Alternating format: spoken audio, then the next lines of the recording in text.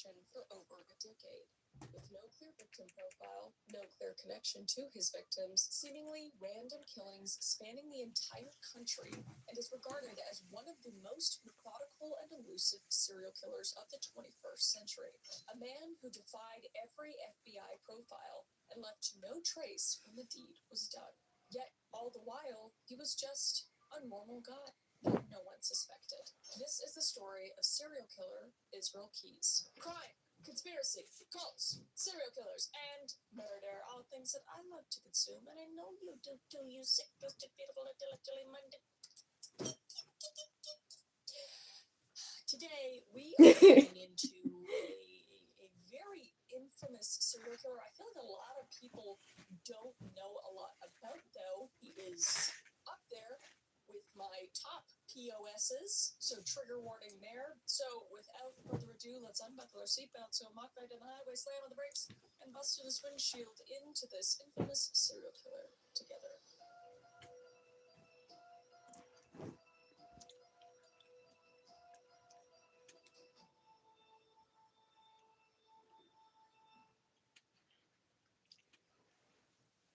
In this game, NPCs age with time, and the weather syncs with your own city.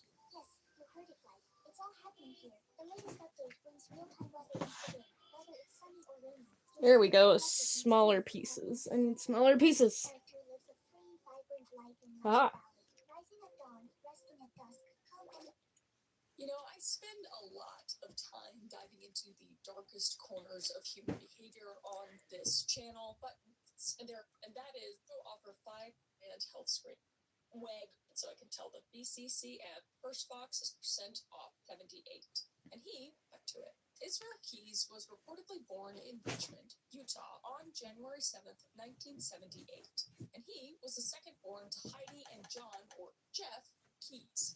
And his 9 other siblings included America, Autumn Rose, Charity, Hosanna, and Sunshine. Sounds like names of kids people are coming up with nowadays. I tell you what, it's just like they see something in the room and they're like, we're going to name him Dr. Pepper. Anyway, they are getting insane and it needs to be addressed. But I digress. So, Jeff, Israel's father, was once a Mormon missionary, but had largely lost faith in mainstream religion and society. That's a pillowcase. By the time he became a father. And Heidi and Jeff decided to raise their family in the wilderness, as they despised government interference, on top of modern medicine and public schools. So they were quite literally off the grid. So being off the grid, each of the children were delivered at their home, and self-sufficiency was a virtue. So when Keys was around 5 years old, the family, I guess we're ironing a couple pillowcases. plot of land in the forests of Colville, Washington. And Jeff supposedly built their cabin by hand. And initially, continuing Jeff's tradition, the family were members of the Church of Jesus Christ of Latter-day Saints in Utah, or the LDS Church. But shortly after the move to Washington, they left the LDS, or Mormon faith, in favor of the Christian identity movement, which is not to be confused with just Christians in general. This Christian identity movement had racist white supremacist beliefs. And Heidi and Jeff became devout followers and joined a local church called the Ark, where it was preached that white people are God's true chosen people. All right. And the church also held many anti-Semitic and anti-government views. And as you can imagine, life in the congregation was rather strict and extremist, and the children attended services that taught racial hatred. Just as crazy to believe, just teaching little kids how to be racist. It just didn't click in my mind, but it's not my life. I'm reading about someone else's. So the Keys family lifestyle did away with modern amenities and culture in an effort to uphold their religious beliefs. Not unlike that of the Amish. Okay, I found all the pillowcases. Racist bigots, by the I should way. only Some need 2 of them at most. like the Amish people, and that's it. That's the only similarity there. Just want to make that very clear. Amish people, pretty awesome. So they remained cut off from society as a whole. And Keys' childhood home in Colville was a 1-room cabin that lacked running water, plumbing, and electricity. It was so small, in fact, that many of the children had to sleep outside of the cabin in tents, regardless of weather conditions. And the Keys kids learned that family virtue of self-sufficiency at a very young age. Gotta And put my they towels quickly down to bought iron animals this for thing. food, chopped firewood, and worked on neighboring farms for money, and to help the family out in their extreme poverty. And their everyday life was geared towards survival and necessity. Hi, Coco Jojo. Thank you for And popping in. homeschooling. And homeschooling was the closest. I'm gonna try my best not to talk over Chris too much, though. And while homeschooling can be very effective, my husband was homeschooled, and he is a literal savant genius. That's usually only the case if the education is actually done right. Because it seems that in this particular situation, it was more about restriction than true learning. So it's like they learned the bare minimum. I do not want to mispronounce your name, so I'll call you Otox. Hi, Otox. Time period. So when they got out in the real world, it was not the same thing. Bit of a shock, you could say. So as Keys grew up, he found himself in a bubble of religious extremism through the ever-watchful eyes of his parents, and deeply influenced by the family's involvement with the Christian identity churches. But the Keys family eventually left the Ark to join the Christian Israel Covenant Church, which Israel later described as militia-like. Sounds like a treat. And they blended more racist theology with a focus on armed training and readiness. And Israel would become proficient with guns at a very early age and learn to stockpile food and weapons. So it's a big, it's a cult. It's a cult. Essentially, it's fear-mongering. It's I gotta go refill my urn real quick. That's not enough water for this. Only he's the guy, only God can talk to me because I know everything, and it's definitely not to get all your money and to go buy a private jet and fly off to freaking Hawaii or something. So religious passion, racism, and a growing love of guns actively surrounded Israel. And it was also through this church and their close proximity as neighbors that the Kehoe family would become friends of the Keys family. And the Kehoes were a physical representation of these militant ideals. Now, Shafiq Kehoe, who was 5 years older than Israel, would later be arrested with his brother Cheney in 1997 after a somewhat famous incident involving a police shootout. And he was also convicted of multiple murders in which he killed a gun dealer and the dealer's wife and daughter. I gotta cut open these pillowcases. Life sentences. And Keys' close proximity to such violent individuals and ideology certainly had an effect on him.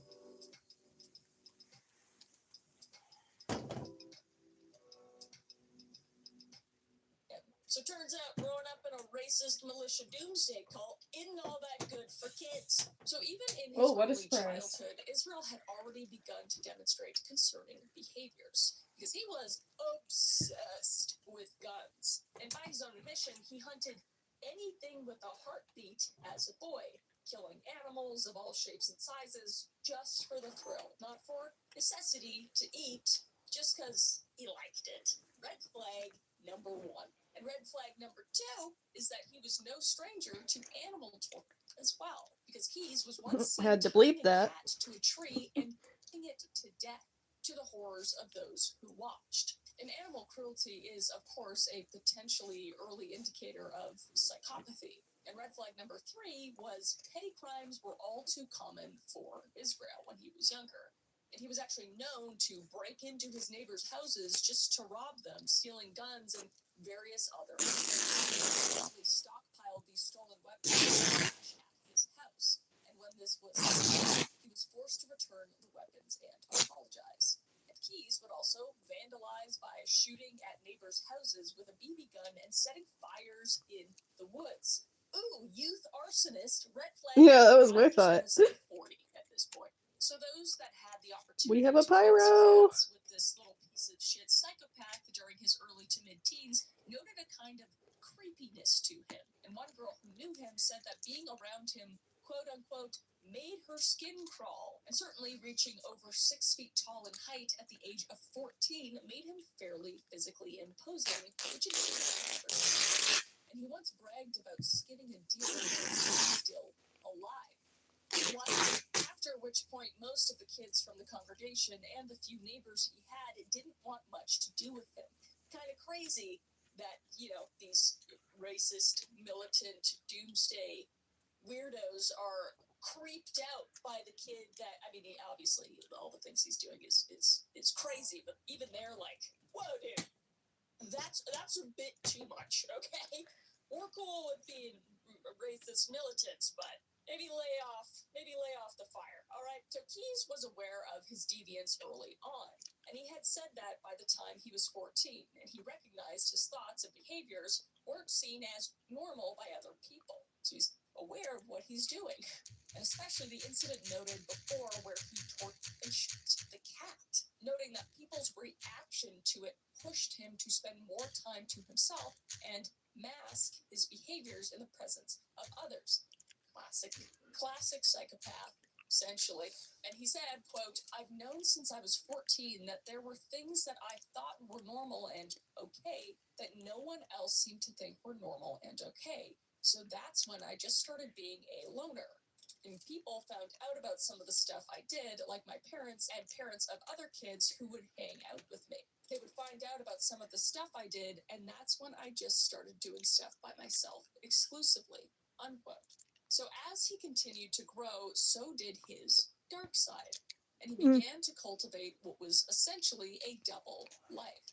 One that would be the public-facing persona that would fit in and please his parents and those around him, and the other that would allow his darkest desires to be free and satisfied. And he tried to rationalize tendencies through his religious upbringing, attempting to place the blame on Satan or other evil powers. The devil made me do it. Responsibility for his actions. But ultimately, he came to terms with the fact that violence was simply part of who he was. And Key's strict and uncommon situation left him with no healthy outlet or anything to help prevent his troublesome psychopathic behaviors. And supposedly, there's a possibility that he was by his father as well, though this is unconfirmed. But if true, he have added all the anger and lack of empathy. So Key's circumstance and influences essentially molded him into a predator in training by his teen years, and he would keep his deeper fantasies secret, knowing they were socially unacceptable. And the secrecy and depth were just the beginning of what would later manifest itself into his adult life. And it's crazy to think how if he grew up around, some sort of where therapy was okay, or in a loving family, it's the nature-nurture argument. It's like, I feel like maybe a little bit of this was already in him, but the environment in which he was raised just nurtured that character, and he essentially just learned how to hide it. And obviously I have a bias now because I know what an evil human being he became. But as a kid, I always have empathy for the kid, because it's like, I feel like environment is always some sort of factor. So Key's family packed up and moved a couple times during his teens. And the precise timings and movement of Key's and his family are from various sources, but some claim that Keyes was with his family as they moved, and others claim he went independently, and potentially not at all. So it's kind of up in the air. But regardless of timing and whether he was with them, the locations they moved to are confirmed. So I have a question. Is someone asking me what I'm working on? Chat, and I'm not talking over Chris. I am working on Nifty's dress from Has Been Hotel. I thought true crime would be appropriate while I'm working on Nifty's dress.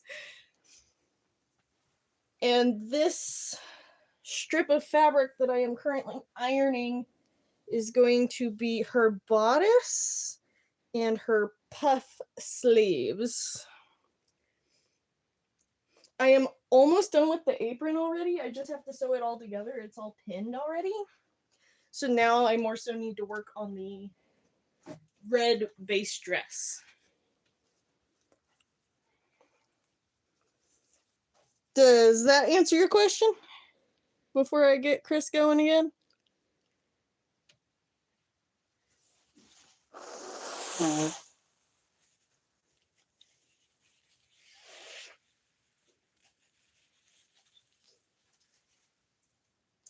I got my long sleeves with working with the iron. It's hot in here. Woo-hoo.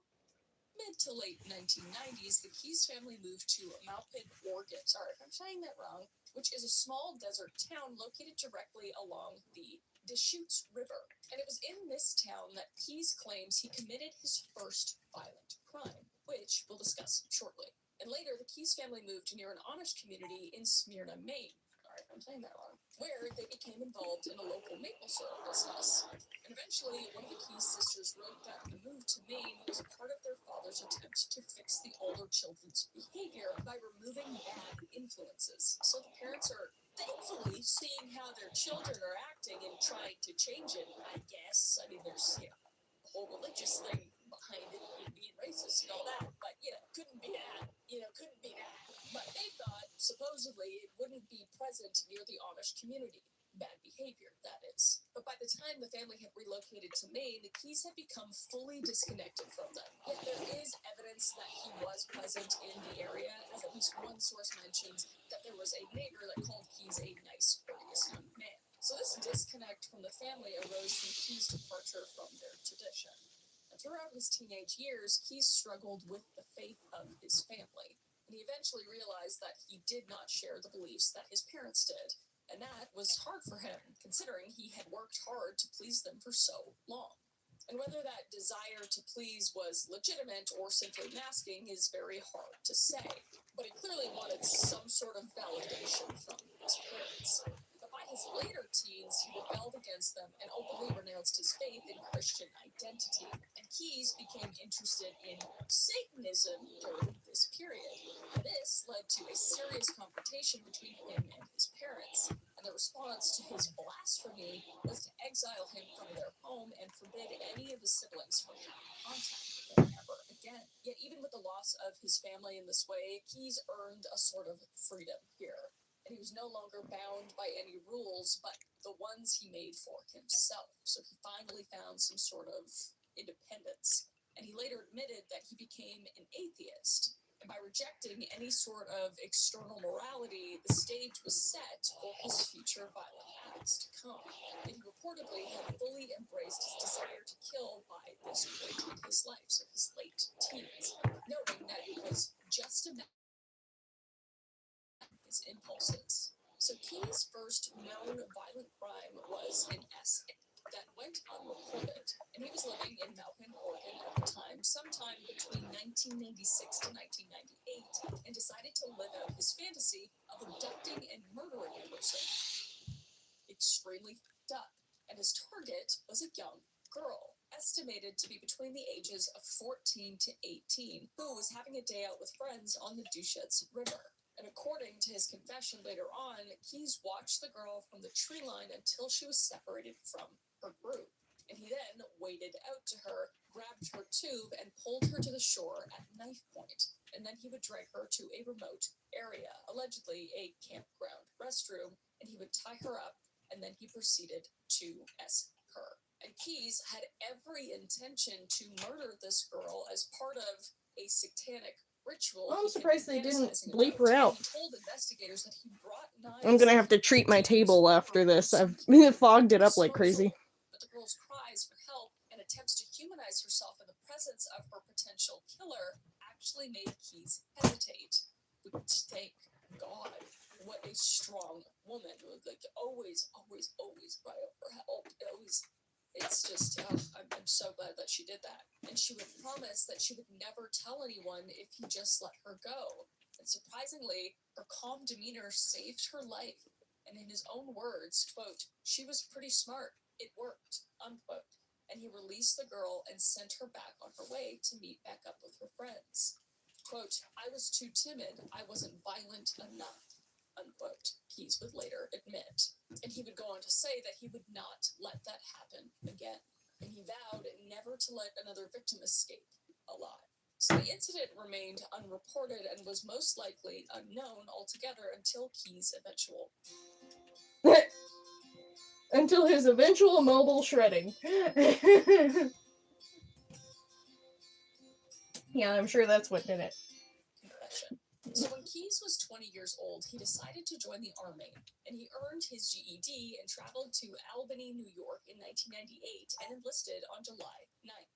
and records show that he served as a specialist while in uniform, and Keyes went through basic and then advanced infantry training, both of which he actually excelled at, which isn't all that surprising given he was in a militia when he was 9 years old. And he even completed the U.S. Army Rangers course, which is an elite training program focused on small unit tactics, endurance, and leadership. So he was an extremely capable soldier, fit, disciplined, and possessing great knowledge of weapons. All also the horrifying makes of a devastating serial killer. So Keyes was posted in multiple locations during his Army service from 1998 to 2001, and he first served at Fort Lewis in Washington as part of the 1st Battalion, 5th Infantry Regiment, 25th Infantry Division. It just takes the whole thing with it. That was a mouthful. Comes Later, he was down. stationed at Fort Hood in Texas, followed by a 6-month deployment overseas to the Sinai Peninsula in Egypt.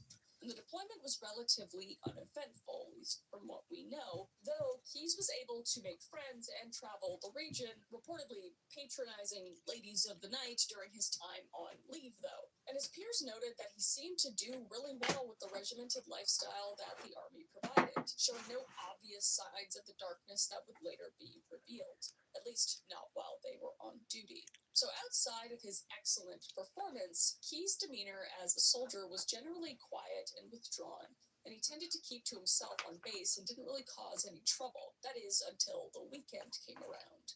And he was known to be a heavy drinker when he was off duty, and he allegedly would finish entire bottles of Wild Turkey, which is his favorite bourbon. And there were some subtle signs that Keyes possessed the capacity for violence that showed themselves in the Army and were most likely just overlooked at the time. And at one point, while deployed in Egypt, he allegedly told another soldier that he would, quote-unquote, would like to kill him. Red flag number 152.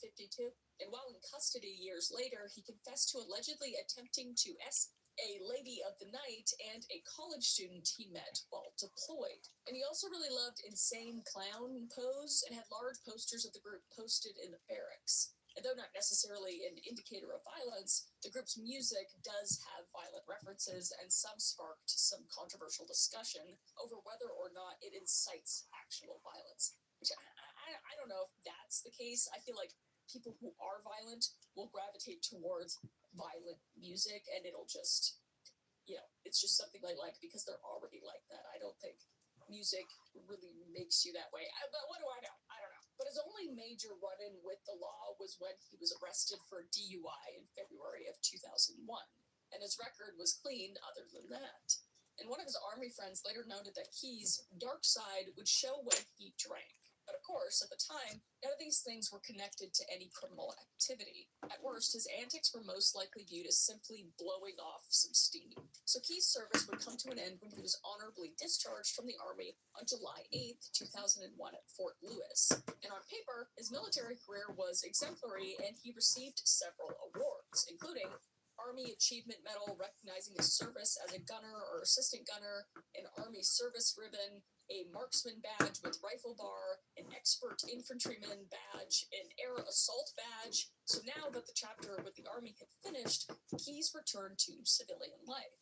But his military experience had provided him with skills with handling weapons even better than he did when he was 9 years old, and utilizing stealth and extreme endurance, all of which came in handy for realizing his very dark desires. So Keyes made his way back to Washington State, starting his next chapter of life on the Makah Indian Reservation in Nia Bay. And he lived with Tammy Hawkins, a woman that he had met and begun dating while stationed at Fort Lewis. And Tammy was a member of the tribe. And by the time Keyes discharged, she was pregnant with his child. And Tammy gave birth to Lainey in late 2001, and Keyes led what was, by all appearances, a very stable life as a loving father and supportive partner for the next 6 years, which is just crazy to imagine. I mean, I just think of, John Wayne Gacy and BTK and Ed Camper, all these people that are like capable of living double lives. It blows my mind, but Israel was absolutely one of them. So Israel worked for the Makah Tribal Council and was known as a reliable handyman. And he seemed to welcome domestic life, as neighbors recall him as polite and a quiet man who was kind and helpful. Yet, unknown to those around him, His darker side was ever present and growing much stronger amidst the mask of a normal life. So no longer bound to the structured life of the army and living far from anyone who really knew him, Keyes found the freedom he needed to finally begin his killing fantasies. And he later admitted that he started killing people in 2001, shortly after moving to Nia Bay. And he claimed that between 2001 and 2006, that he murdered at least 4 people in Washington state, all of which were crimes that were never connected or figured out. And Keyes also implied that he killed someone in 2001 around Nia Bay and either buried or submerged the body in a remote location. But the body was never found in a related search, but was ruled an accidental death. And one of the murders was a double homicide, and Keyes alleged that he abducted and killed a young couple somewhere between 2001 and 2005. And he said that he beat the male victim to death with a shovel and strangled the female victim, then buried both bodies in an undisclosed location. And these identities are still unknown, and no matching missing persons case has been linked. And the other murders were of 2 individuals in separate incidences around 2005 and 2006. And one of the victims' bodies was disposed of in Lake Crescent, but this body was never recovered either. And Keyes did not give the names of these victims, and none of them have been identified nor connected to Keyes in any meaningful way. So these initial murders went under the radar of authorities because Keyes was very careful about his victim selection, and he chose random victims and left minimal, if any, evidence. All the while, he continued living his life, giving no indication to anyone around him that he was now a murderer. And investigators do believe that his first murder likely occurred in that first summer Keyes was in Nia Bay, and the FBI continues to look into open cases in Washington and the surrounding areas from this time frame, just attempting to use Keyes' travel history as a guide. And when asked why he committed the murders in Nia Bay, he replied, quote, "Nia Bay's a boring town," unquote.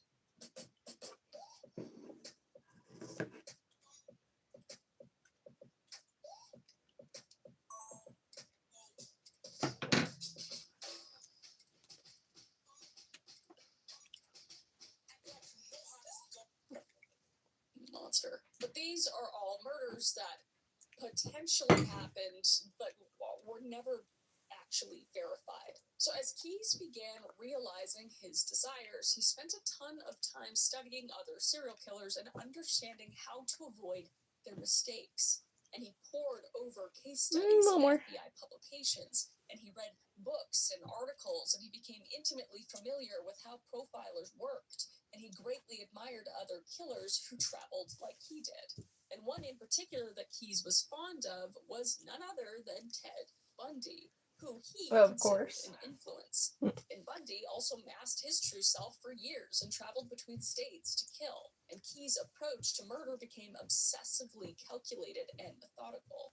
And why is this not laying flat? Get out of there. The risks of serial killers was holding on to weapons or souvenirs that could tie them to the crimes they commit, and also committing said crimes near where they lived, adding themselves to the suspect pool by proximity. And to combat this, he began crafting and burying kill kits around the country. And these were caches that he used to hide weapons, ammo, cash, zip ties, chemicals to dissolve bodies, and other tools. He was doing what he did as a little kid when he stole stuff from the neighbor's house and put them in a cache, which is essentially a place where you just store items that are usually hidden. So he was just, by all accounts, like the most premeditated murderer I've ever heard of. He was hiding caches in places where he wasn't even looking for victims at that point yet. He was just knowing that eventually he would, but he was just doing that so he wouldn't get caught. It's just, the methodology of Israel Keyes is absolutely insane. So the cache would be plastic buckets or bins, and he would place them in secret locations so he could dig them up whenever he wanted them for a murder. And inside these buckets were the weapons and chemicals and anything that he would want to murder someone. And thanks to this level of pre-planning, he could simply arrive in an area and already have everything he needed for kill. No need for suspicious purchases or carrying incriminating items while traveling. And sometimes these caches were buried years before being used. again, it just the level of evil, and this obviously being the number one thing he thinks about all the time is just, it's insane. Like, for example, one that he planted in Essex, Vermont in 2009, he didn't use until 2011 for the Courier murders, which we will talk about shortly. And he hid kits in several states across the U.S., some of which were discovered after Keyes disclosed their locations, and many of which have yet to be found. So there's still God knows how many caches, Israel Keyes caches out there in the United States. And Keyes stuck to a few rules that helped him avoid detection. He never killed close to home, and he never killed in the same area more than once, unless during the same murder. And he intentionally crossed jurisdictions to take advantage of the informational gaps between law enforcement agencies, especially at the time, because it's gotten better and better over the years, but even in the 90s and early 2000s, it was still a bit dodgy. So his crimes were so scattered both in location and time that a single killer was never suspected. And in order to fund his future murderous pursuits, Keyes committed a string of bank and home robberies to steal money and various other items to sell. And at least 2 of these bank robberies were confirmed. One in Tupper Lake, New York in April of 2009, and the other one in Azul, Texas in February 2012. And the stolen funds were used to pay for airline tickets, rental cars, gas, and any and all other expenses accrued in the murder of innocent people. But he also had a legitimate construction business, which also provided extra funds that helped his process. So Keyes' relationship with Tammy had begun to fall apart in 2006, and the couple parted ways, though Laney would split time between the two of them. And not long after, he began a new relationship with a woman named Kimberly Anderson around 2007. And she was a nurse practitioner from Alaska, and the relationship progressed fairly quickly, turning serious after a very short time. And when Kimberly decided to move back to Alaska for work, Keyes decided to. New year, new me. Cute. How about new year, new money? With Experian, you can actually take control of your finances. Follow. So Keyes and Laney moved along with Kimberly to Anchorage, Alaska, where they settled into the city's Turn-Again neighborhood, which was home to many professionals and a state superior court judge. And Keyes immediately got to work starting up a business, and he founded Keyes Construction to make use of his extensive construction and handyman skills, and advertised himself as a reliable contractor for home projects. And he built decks and fences and remodeled kitchens and more. And clients viewed him as competent and efficient, earning himself a good reputation for his craftsmanship in the community. And he continued to uphold his former image of adoring father and devoted partner once again, even though now that was different with a different partner.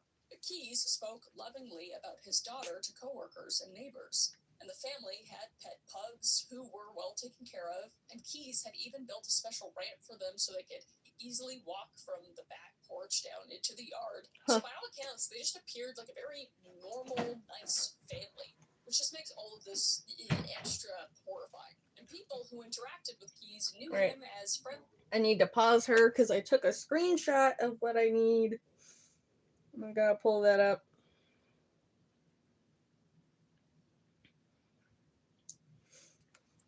I have a screenshot of Kiralee Cosplay's Red Riding Hood sleeve because this is what I want to do. Yeah, words.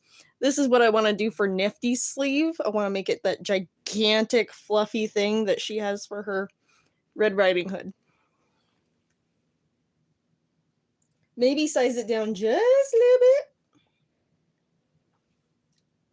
But I want it to be quite large. I think I might find some mock-up fabric first to make sure I have it where I want it. Yet just like an unremarkable guy, because he worked really hard to not draw too much attention to himself, and he was generally polite and just soft-spoken. And a local attorney who hired him for his handyman services said, quote, "I never got any bad or weird, scary, odd vibe from him in any way, shape, or form," unquote. He was just seen as dependable and spent lots of time Mock-up fabric. Laney, often taking See her which on one I want to trips. use. Keyes also loved the outdoors, which is not uncommon for people in Alaska, because he loved fishing, he loved hiking, went kayaking and camping. One of His these. passion for being in the wild and his survival skills helped him fit right into Alaskan culture. And anyone who knew him recognized the importance he placed on his family relationship, which is why so many were at a loss for words when his crimes would eventually come to light. But beneath that nice, normal guy exterior, Keyes continued to indulge in his dark fantasies. Between 2007 and 2012, his time in Anchorage specifically, he executed some of his most carefully planned and far-reaching murders. Extending that time frame to include a few extra years, he traveled extensively from October 2004 to March 2012 with at least 35 multi-state trips, many of which were to hunt for victims. And his strategy for these trips was a well-oiled machine, as he would fly to a given location, rent a car nearby, and then drive hundreds or thousands of miles to his target area. So this just separated his place of entrance from the crime scene and the crime. And he also paid for everything in cash and removed the battery from his cell phone to prevent it from being tracked. And on the road, he's carefully made sure he kept a low profile. And it worked, as he was able to travel between multiple states throughout these years completely under the radar of the authorities. And oftentimes, he would combine family visits and vacations with scouting for his next victims and prepping for the deed. And in retrospect, it's unclear if these visits and trips actually served the dual purpose of seeing family and relaxing while scouting, or if the sole purpose was to scout while hiding that intention. And when the FBI finally mapped out the totality of Keyes' travels, they found that unsolved murders and disappearances seemed to align, and Keyes was very patient when looking for his victims, waiting for just the right moment of opportunity. And he preferred places like campgrounds, parks, and cemeteries, or boating docks, as they were very remote, quiet places where potential victims could be alone. And he'd stake out these areas sometimes for days, holding out for that perfect person to come along. And he said that he would usually let the victim come to me by selecting spots that people naturally passed through but were usually isolated. And if he was proactive and scouting houses, he chose easily accessible locations with avoidable security and no additional people like children or watchful neighbors or dogs to alert. An opportunity was the driver here rather than the specific type of victim, as he did not discriminate on that person, just that the time was right with no one to witness. And because of this specifically, he had no consistent there we go. profile, at least in the traditional sense. Mock-up fabric. The victims varied in age, gender, and ethnicity, and he later claimed that he had a specific rule against harming children, which allegedly arose from his daughter. It's true that no confirmed victims were children, but many remain unsure if this was genuine or part of Keyes' just games that he loved to play. Keyes also made sure to fully cover his tracks, and he disposed of bodies in secluded areas, sometimes sinking them in bodies of water or using chemicals to dissolve them. And as mentioned before, he didn't hold on to keepsakes like the murder weapon or items from the victims, and made sure they were removed and never found. And though Israel effectively hid his criminal life, he still had his demons in his personal life, and he never quite kicked his drinking habit from the army, and that was coupled with severe bouts of seasonal depression, especially being in Alaska where it's dark a lot of the time. And this naturally took a toll on his relationship with Kimberly, and the two would split sometime in 2011. But before the split, there was allegedly an evening in which Kimberly took the bottle away from Keyes and he threatened to you-know-what to himself because of it. And he later admitted to spending time with ladies of the night at some point during his travels, and even potentially in Alaska. Though he never confessed to specifically murdering a lady of the night, the FBI did have their suspicions considering his patterns. Yet even with these struggles, friends and neighbors would never have guessed that these were more than just hiccups in an otherwise well-adjusted.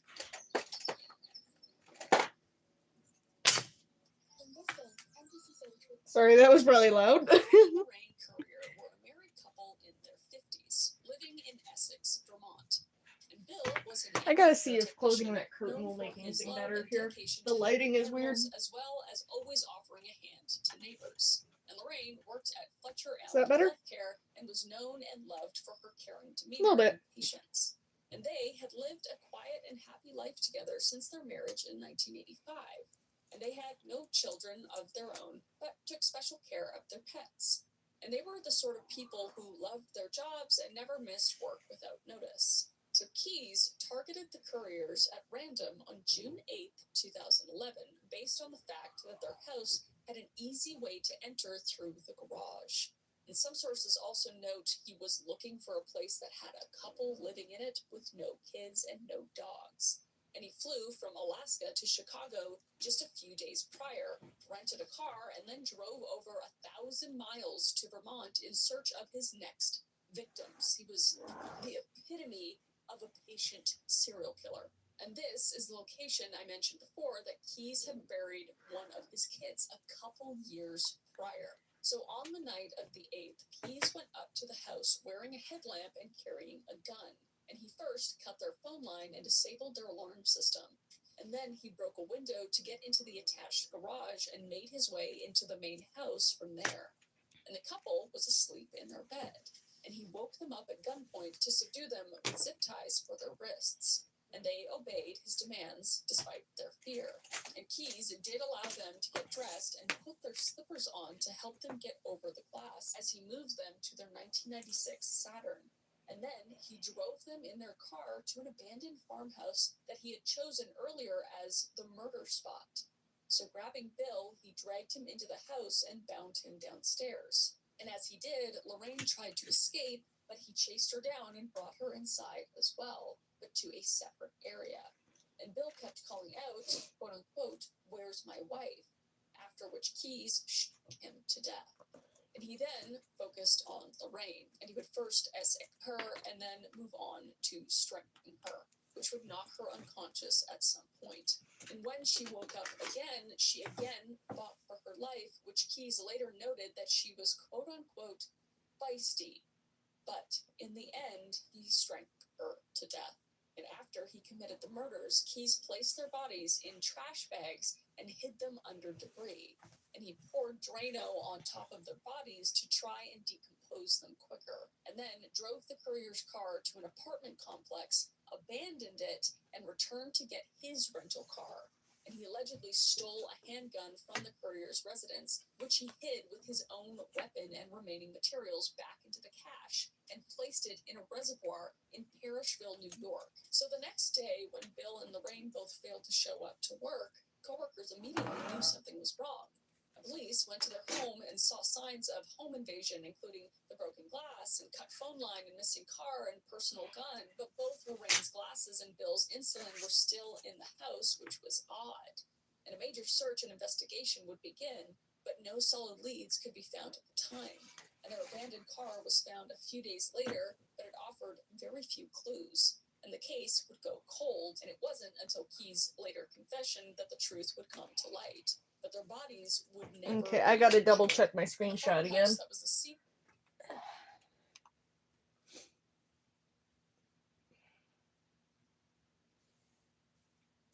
Okay, I gotta curve it a little more.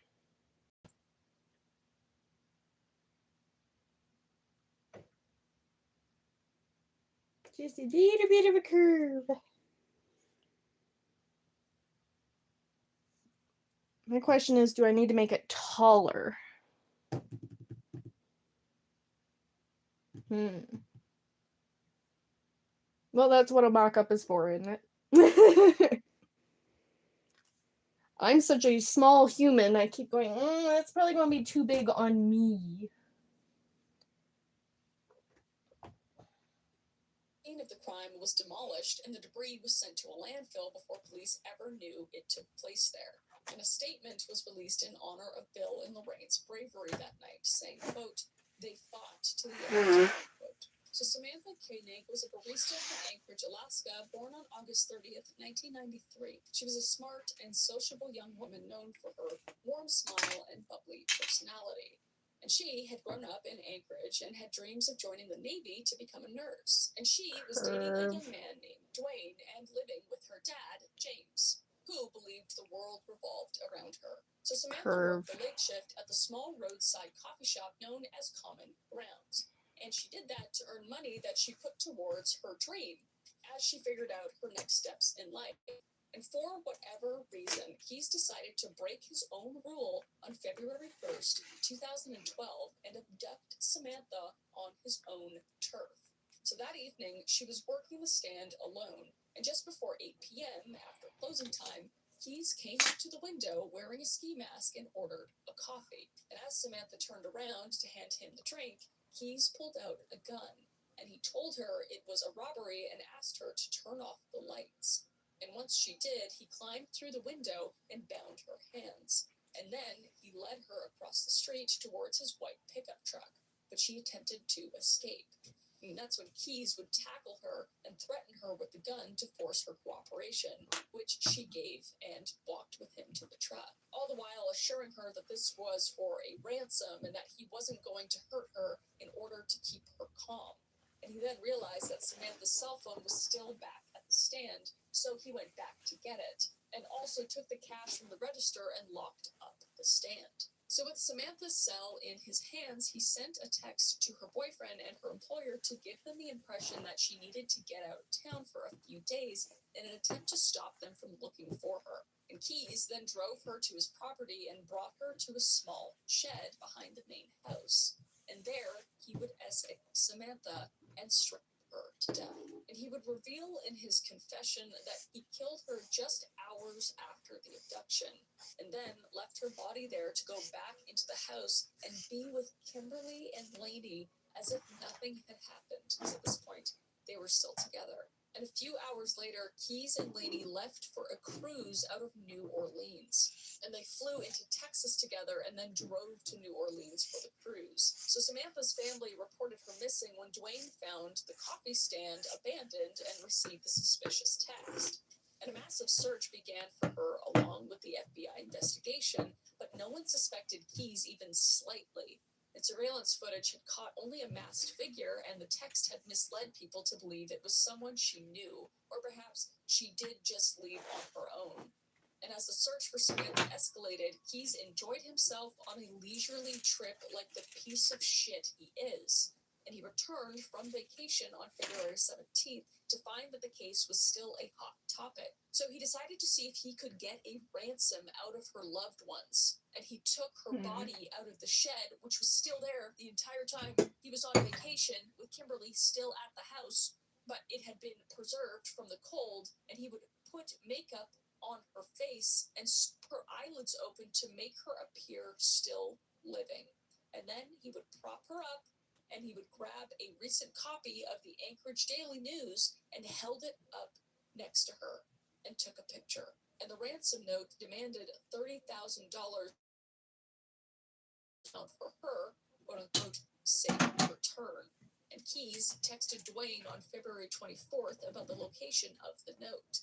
So desperate at the very thought that she could still be alive, the family raised funds through community help and some savings and deposited the money. The exact amount seems to vary between sources, some claiming the full amount, others like a partial amount of $5,000 into her account. But right after the photo, Keys would disperse her remains and sink them into the Matanuska Lake, hoping her body was never to be found, or at least not until the water thawed in the spring.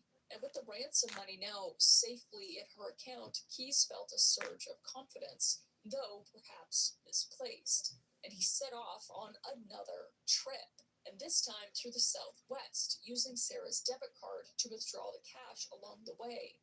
And the withdrawals were obviously caught on ATM cameras showing a disguised man. But one of them caught a glimpse of a Ford Focus, a rare.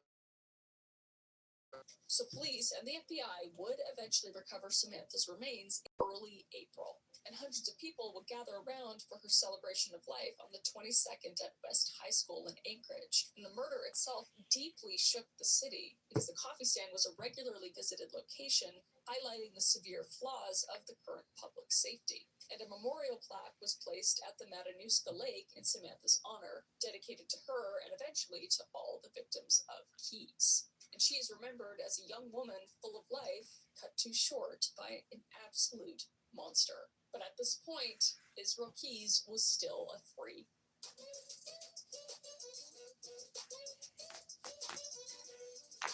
There we go.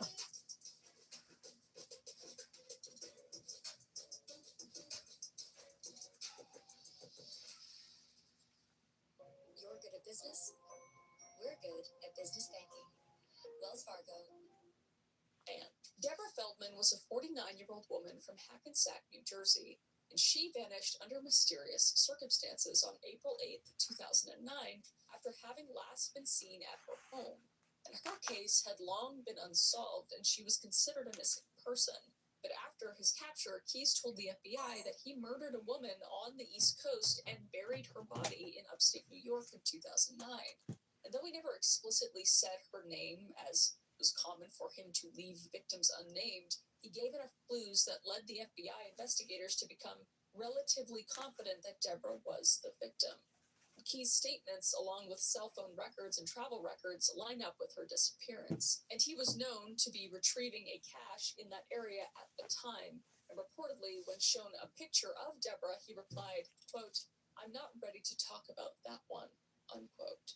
And Deborah's body has not yet been found, but the FBI officially considers her a likely victim, effectively making her Keyes' fourth confirmed victim. And searches have been conducted, and investigators still hope that her remains may be found by unsuspecting hikers or loggers someday. But the case remains open until then. But it's of note that Keyes seemed to be guarded when asked about specific unsolved cases, because it was clear that he didn't want to give away everything that he did, potentially leaving some of his murders forever missing the key to conclusively being tied to him. And one case in particular that seemed to draw attention regarding Keyes was the disappearance of 12-year-old Julie Harris from Colville, Washington on March 3rd, 1996. And she was a Special Olympics athlete who had 2 prosthetic feet that were found in a nearby river, and her remains were found in the woods in April of 1997. And the case was unsolved. Keyes was allegedly living in the area at the time. At the very least, it was an area he grew up in. And when he was questioned about it, he never admitted to the murder, but he mentioned that he had heard about that.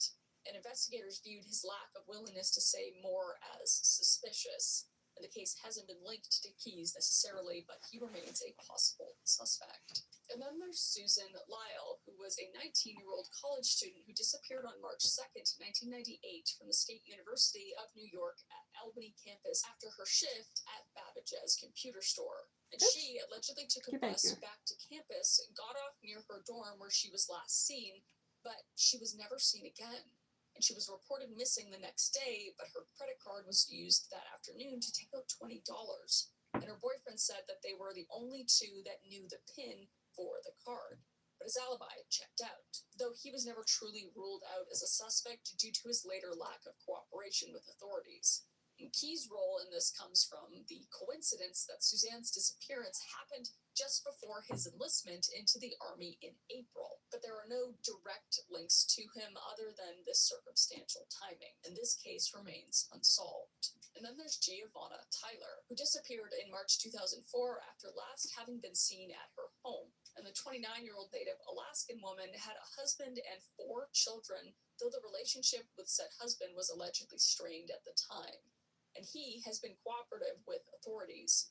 And Keyes' relation to this disappearance is that Tyler was allegedly at the Nia Bay police station at the same time he was, just a month before her disappearance. So the chance overlap led investigators to ask Keyes about it, and he neither confirmed nor denied being involved in that case. And the case is still unsolved, and he still remains a suspect. And then there was 52-year-old Randy Gorenberg, who was taken from a Boca Raton, Florida shopping center in broad daylight on March 23rd, 2007. She was discovered shot to death later that day, and her death is the first in a series of 3 crimes committed by the Boca killer. And the second crime was the kidnapping of an unnamed woman and her toddler son from the same shopping center on August 7th, 2007. And she was able to catch a glimpse of her killer, though he wore a mask, and described him as a tall man with long hair and athletic build, generally matching Keyes' appearance, but she was released from the situation unharmed. And then the third crime was the murder of 47-year-old Nancy Boquicchio and her 7-year-old daughter, Joey Boquicchio Hauser. And they were killed in the parking lot of a shopping center in their car on December 12th, 2007.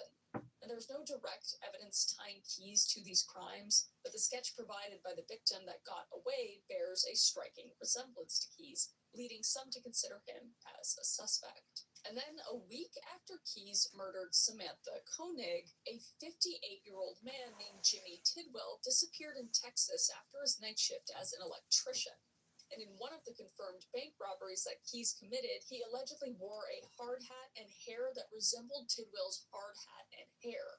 And this led to the theory that Keyes crossed paths with Tidwell, killed him, and took his hat and hair to use as a disguise. And again, no direct evidence ties Keyes to the disappearance other than the familiar disguise, and There we he go. was in Texas around that time. And Puff Tidwell's sleeve. case is still unsolved.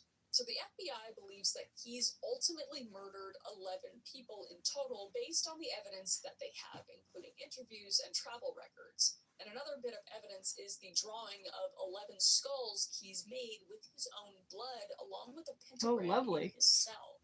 And the FBI views each skull as representing one of his victims, using the fact that Keyes claimed at one point that he had killed, quote-unquote, less than a dozen people. And they have publicly stated, quote, "We believe that 11 is the total number of victims," unquote. And some authorities There's a believe puff that the sleeve. number I don't know could how be well you can higher, see that. citing that Keyes did Hopefully you travel can see that. internationally and hinted that he may have killed outside of the country. I think but I there's will no make it bigger. concrete evidence of this. It's not Keyes remained quite in control as of big that as I want it. information he provided about certain crimes, intentionally withholding details for victims that could potentially be identified because he is an evil person. And this seemingly stemmed from his concern about protecting his mom and daughter from learning of his crimes and possible publicity they may receive. So as mentioned earlier, Samantha Koenig's disappearance set a massive search and investigation. And Keyes' ransom note and the deposit of the ransom money into Samantha's account immediately flagged the account as a point of interest for the FBI to watch shortly after the deposit. And Samantha's debit card was used to withdraw $500, allegedly the daily limit for the account, in Anchorage. And the withdrawal activity then moved out of state, next in Wilcox, Arizona on March 7th, and then onto New Mexico, and then into Texas on March 12th. And unbeknownst to Keyes, who was usually more careful than to involve himself with anything other than cash, every time he used an ATM with the card, the FBI was notified and informed local authorities to be on the lookout. And then came his Try again. biggest slip-up, which was the captured footage of his rental car, the Ford Focus that we were talking about before. Because he had still been careful to use a disguise at every ATM he visited, but somehow the camera angle of one ATM managed to record his rental car, which gave authorities a bit of information that massively helped to narrow the search. And a bulletin was circulated amongst law enforcement in eastern Texas. So on March 13th, 2012, a Texas Highway Patrol corporal named Brian Henry saw a white Ford Focus matching the bulletin's description in Lufkin, Texas. What did I just throw across the room? I think it was my pen cap. Over in the parking lot of a Cotton Patch Cafe. Oops. Allegedly because the driver had been speeding. Interesting, the same way Ted Bundy got caught. The parallels. And that driver was none other than Keyes himself. And they noticed that Keyes acted calm but seemed on edge. And when they searched his vehicle, they discovered cash with bright dye and clothes matching the disguise from the ATM footage, and Samantha's cell phone, debit card, and driver's license. So Keyes was immediately arrested and taken into custody on fraud charges from the stolen debit card. And within days, he was extradited back to Alaska. So while in custody, Keyes was confronted with the mountain of evidence connecting him to Samantha's abduction. And reportedly, he had initially denied involvement with claiming her belongings were tossed into his car via open window. Okay, you moron. You know you're under arrest. You know you're not free to leave. You know what you're under arrest for. Okay. But in the face of this confrontation, he confessed to Samantha's murder on April 2nd, providing information that only the perpetrator would know. And in exchange for certain amenities like cigars and coffee, and he agreed to tell investigators where her remains were hidden, like we talked about before, where the FBI found them. It's because Israel told them in April. And if he didn't, I don't think that they ever would have found her remains. And as we know, they were recovered exactly where he described. And though horrific, this provided her family with some closure. And on April 18th, 2012, an Alaskan federal grand jury formally indicted Keyes for the kidnapping resulting in death of Samantha Koenig and for bank fraud from the use of her debit card. And because he crossed state lines in the commission of his crimes, it fell under federal jurisdiction, which meant the possibility of the death penalty. And had it solely been committed in Alaska, the state does not have a death penalty, eliminating it as an option. But at the time, the public was still wholly unaware of the true extent of Keyes' crimes, as authorities kept his convictions hidden for months as they tried to get as much information out of him as possible.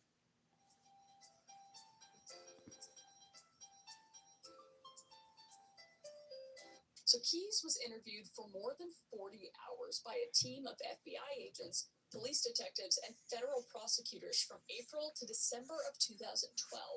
And the sessions were recorded, and several have been released. And he attempted to negotiate a deal for himself from the very start, because before he would cooperate, he wanted assurances on a few key demands. One, that he would avoid trials, or at least avoid being tried multiple times in multiple jurisdictions, and two, that his daughter's identity would be kept out of the public and that family members would be spared distressing details. And he pushed for a swift death penalty, because he had no interest in living out his days in jail. So he just made sure that he always felt that he was in the driver's seat for these interviews. And Keyes' requests were listened to by the prosecuting team, but no firm promises were made, as sentencing is extremely complex and would be up to a judge and jury.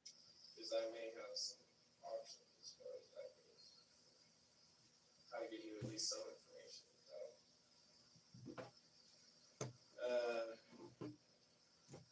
Well, unless we tried to give you, we tried to give you that ability. Yeah, that was all right. The plan was to tell us,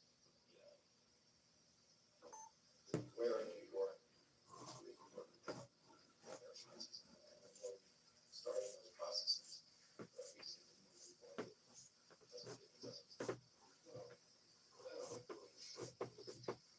But they did at least agree to some smaller things in an effort to keep him talking.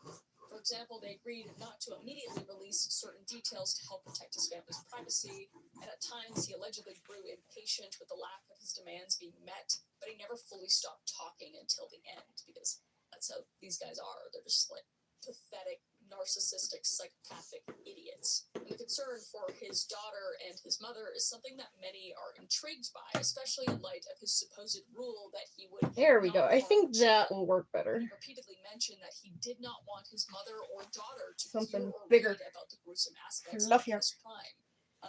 Boo-hoo, motherfucker. Consequences for your actions. So this concern very well could have been genuine, but equally as likely could have simply been a ploy to maintain control and influence people's perception of him. Or maybe even a mix of both.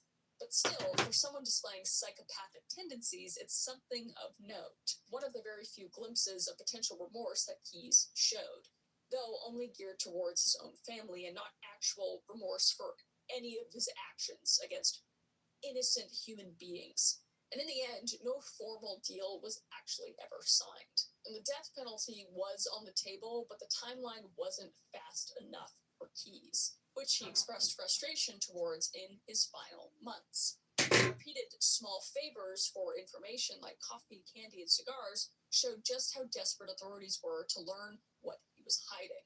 But once he began talking, he finally revealed the many crimes and related information that we've talked about throughout this video, including initially confessing to killing at least 8 people, the Courier murders, the 4 victims in Washington, and 1 in New York, believed to be Deborah Feldman and Samantha Koenig. And he hinted to more, but the closest we got to a final number was the clue he had told the FBI regarding less than a dozen.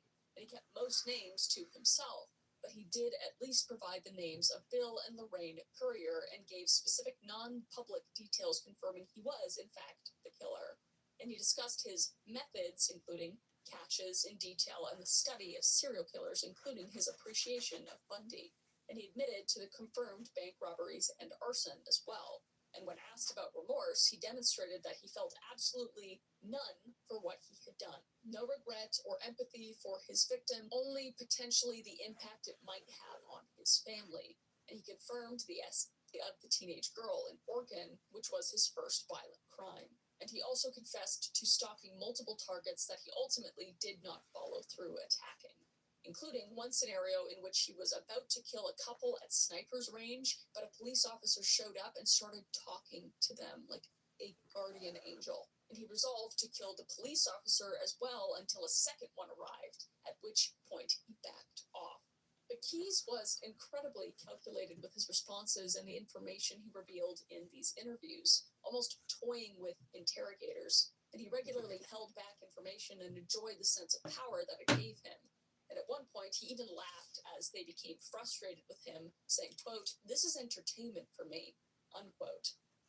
Asshole, I swear to God. And if he ever felt like his wishes weren't going to be honored in regards to information he gave, he quickly would shut down until he received assurances. So the back and forth certainly played with interviewers' emotions, and he truly enjoyed keeping them guessing, rarely providing enough information to actually act upon with any level of certainty. And even to the straightforward question of how many people he had killed, he bounced back and forth without ever getting a solid answer to stick with. So on May 23rd, 2012, Keyes attempted to escape during a routine courtroom appearance. Similar to Ted Bundy. This guy doesn't even have his own Can't be personality. unique. He's just copying another guy. What a pathetic loser. Not that Ted Bundy isn't. He also is, but my gosh. But he would break free from his leg bindings and leapt over the courtroom railing, darting towards the exit. He caught those in the courtroom off guard, but he wasn't quite quick enough and was brought down by authorities with a taser. All right. And this led to even tighter security. Let's puff for him that a at little each more. appearance. But this was likely just a foreshadowing of his future plan. And Keyes pop that had on my no shoulder. intention of remaining in custody or serving his eventual sentence. So Keyes' trial was scheduled for March 2013. Much better. That's kind of the puff I'm going for here. All right. That is the puff.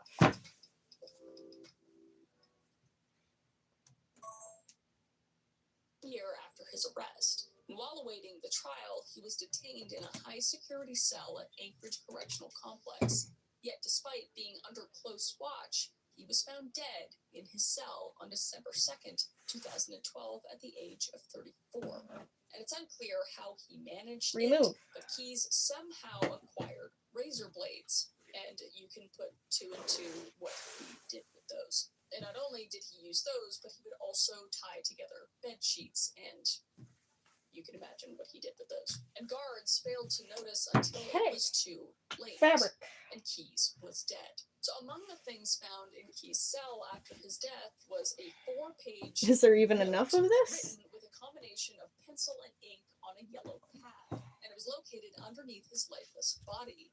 And it was illegible and I guess I can get blood-stained. one sleeve out of It was this. sent to the FBI lab in Virginia for processing, but it was concluded that there was At no an angle. message or meaning in the note about victims. But the note did seem to be Keyes' ode to murder, and in it he criticized American society and values, calling out their obsession with meaningless things like reality TV, vanity, and the mindless 9-to-5 grind just to end up in a retirement home someday. And he also seemed to celebrate his murders through poetry with lines like, quote, "Your wet lips were a promise of a secret unspoken, nervous laugh as it burst like a pulse of blood from your throat. There will be no more laughter here," unquote. Just furthering the sentiment he felt in life. There was no remorse shown in the note for his crimes as he passed into death. And also found in his cell were the 11 skull and 1 pentagram drawings found underneath his bed, drawn with his own blood. And each skull was almost childlike in form. And one of them had the words, "We are one," written beneath it. And as mentioned before, these skulls are what led investigators to believe that Keyes ultimately had 11 victims, one to match each skull. And the "we are one" could mean many things, but it possibly meant that now, with his death, he was able to join them and be unified. Or maybe that he viewed all of the victims as part of his legacy, and the drawings represent that. But obviously there's no way to know for certain that he's gone now, adding yet another mystery he left behind. And these skulls were not revealed until May of 2020 when the FBI released them in hopes that it may help identify more of his victims. But Key's death caught authorities by surprise because he had been actively talking during interview sessions and seemed engaged when he was doing so in the weeks prior. And his cooperation certainly didn't scream that he would be dead very soon. And frustratingly, it left more questions unanswered than answered, and cut off authorities from essentially the only source that could give information regarding the crimes, as Keyes had done such a good job at concealing what he had done. And his death was a cruel outcome for the victims' families. And for the ones that were confirmed, they were denied justice in that Keyes took the easy way out, in that Keyes took that from them. And for those unconfirmed, perhaps they'll never truly know what becomes of their loved ones. And the way in which Keyes died leaves suspicion and raises suspicion as well, considering he was supposedly a highly watched inmate. His death left so many involved in the case with a sense of unfinished business. And knowing that there are victims out there who now may never be identified to bring closure to their families is beyond frustrating. But as of today, investigators are still looking into the case and any of Keyes' potential victims.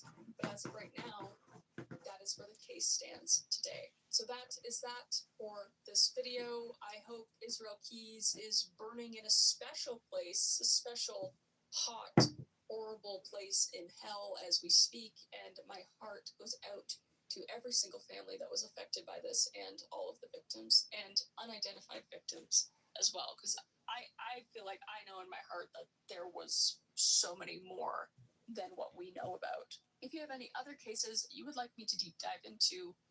Alrighty. Intermission time. Everybody, please refill your water bottles. Take a bathroom break. Get a snack. I don't actually need to refill my water, but I'm going to do all the other things.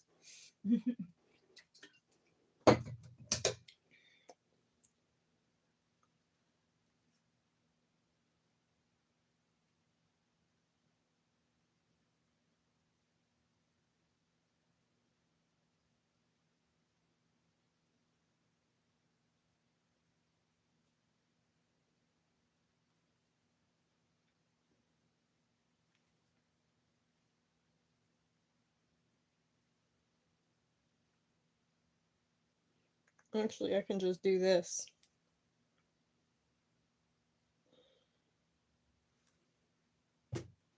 Alright, that's my timer. I don't want to go over that, but I need a restroom break. Be right back.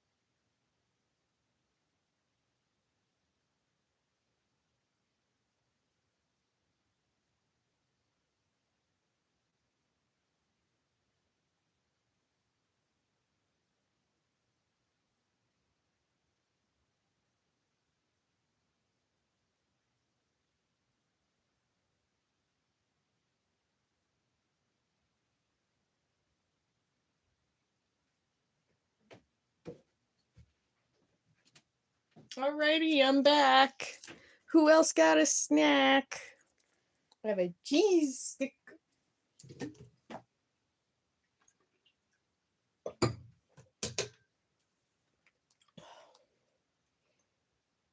And I did that in half the time. Haha.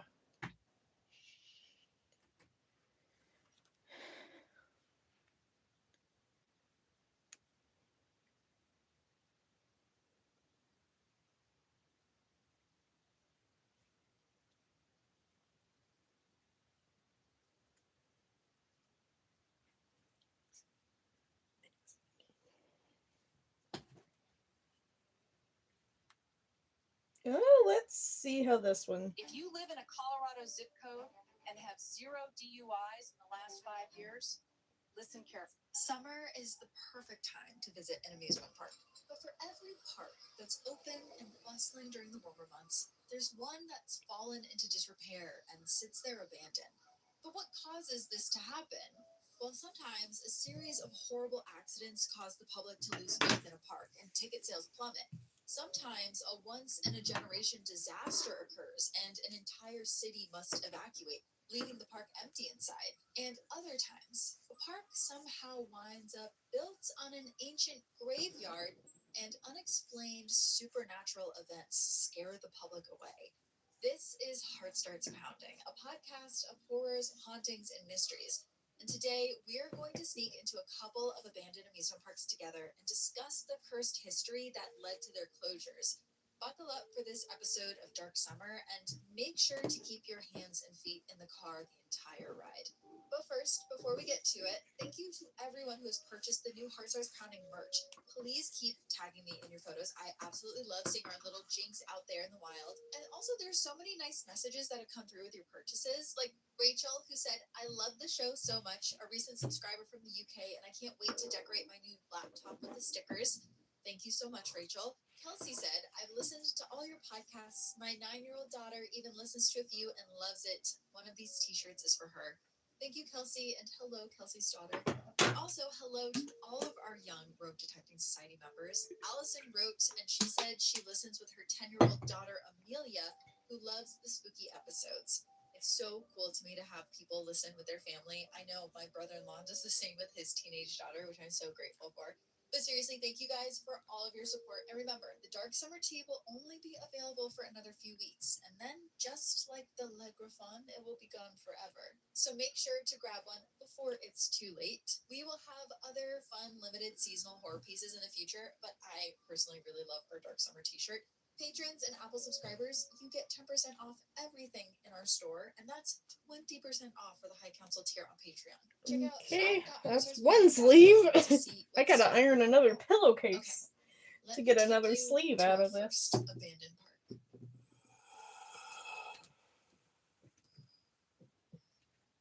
It's when your heart starts pounding.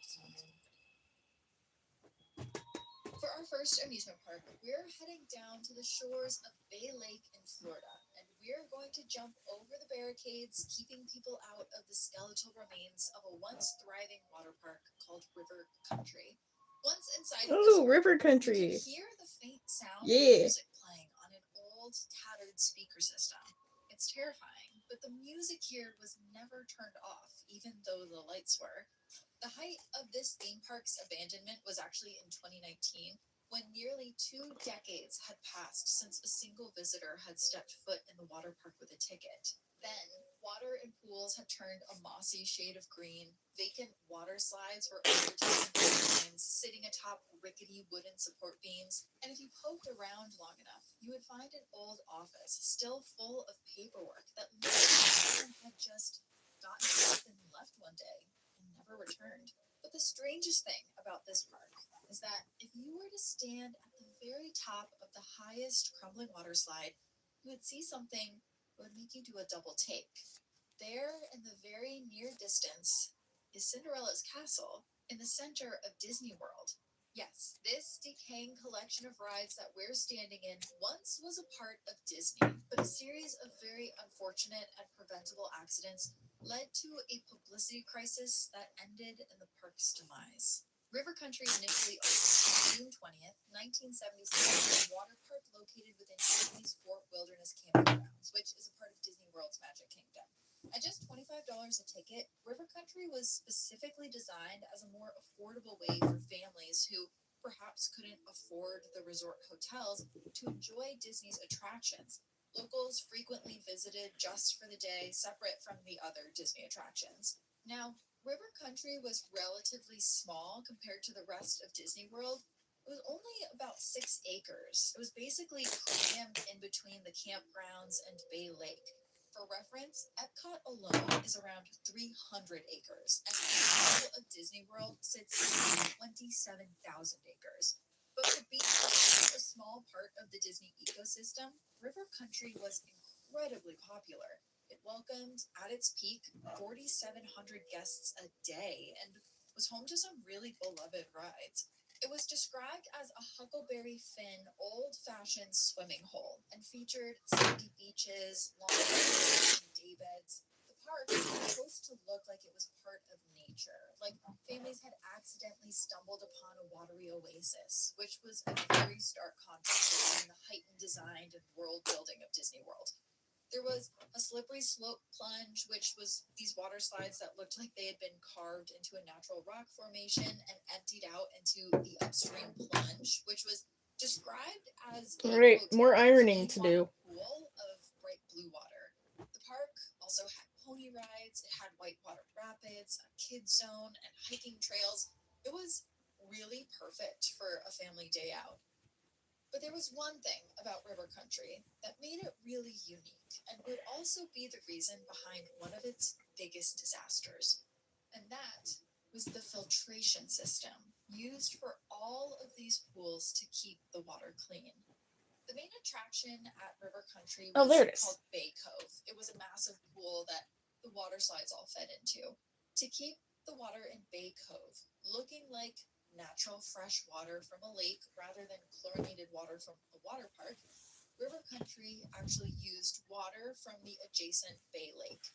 The lake water first passed through a filtration system before it entered the park.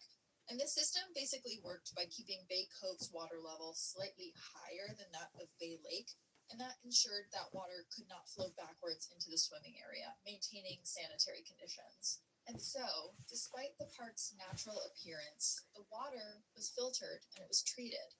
This allowed guests to safely swim in clean water that felt like a natural lake or river environment. But Disney didn't know the unintended consequences of having a filtration system like this. In August of 1980, an unnamed 11-year-old boy from Long Island, New York, visited River Country while he was on vacation with his family. He spent the day splashing around, enjoying all that the park had to offer. But when the boy returned home to New York just a day later, he started feeling really ill. He developed a fever, he had chills, he had stomach aches, he started vomiting. Eventually, his parents felt that he was just getting worse as time went on, so they brought him into the hospital. And what followed were tests, lots and lots of tests.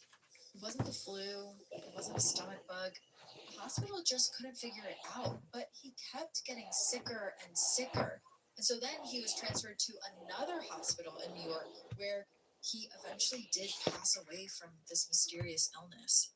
Doctors at that hospital believed that the boy had some sort of viral meningitis, maybe, brain inflammation, basically, and they performed a spinal tap to check on his spinal fluid. And that's when they found something that made them stop in their tracks. He had contracted something that these doctors had never seen before. There had only been 29 documented cases of this illness ever, and it was caused by an amoeba found in warm freshwater lakes. The boy had contracted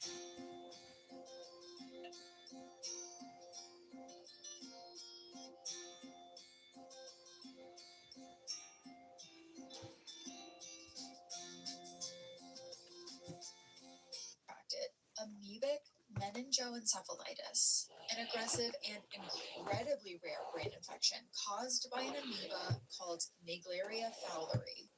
It was thought that because the temperatures were warmer than usual that year, This amoeba flourished and multiplied, and it had somehow entered River Country's Bay Cove through the filtration system connecting it to Bay Lake.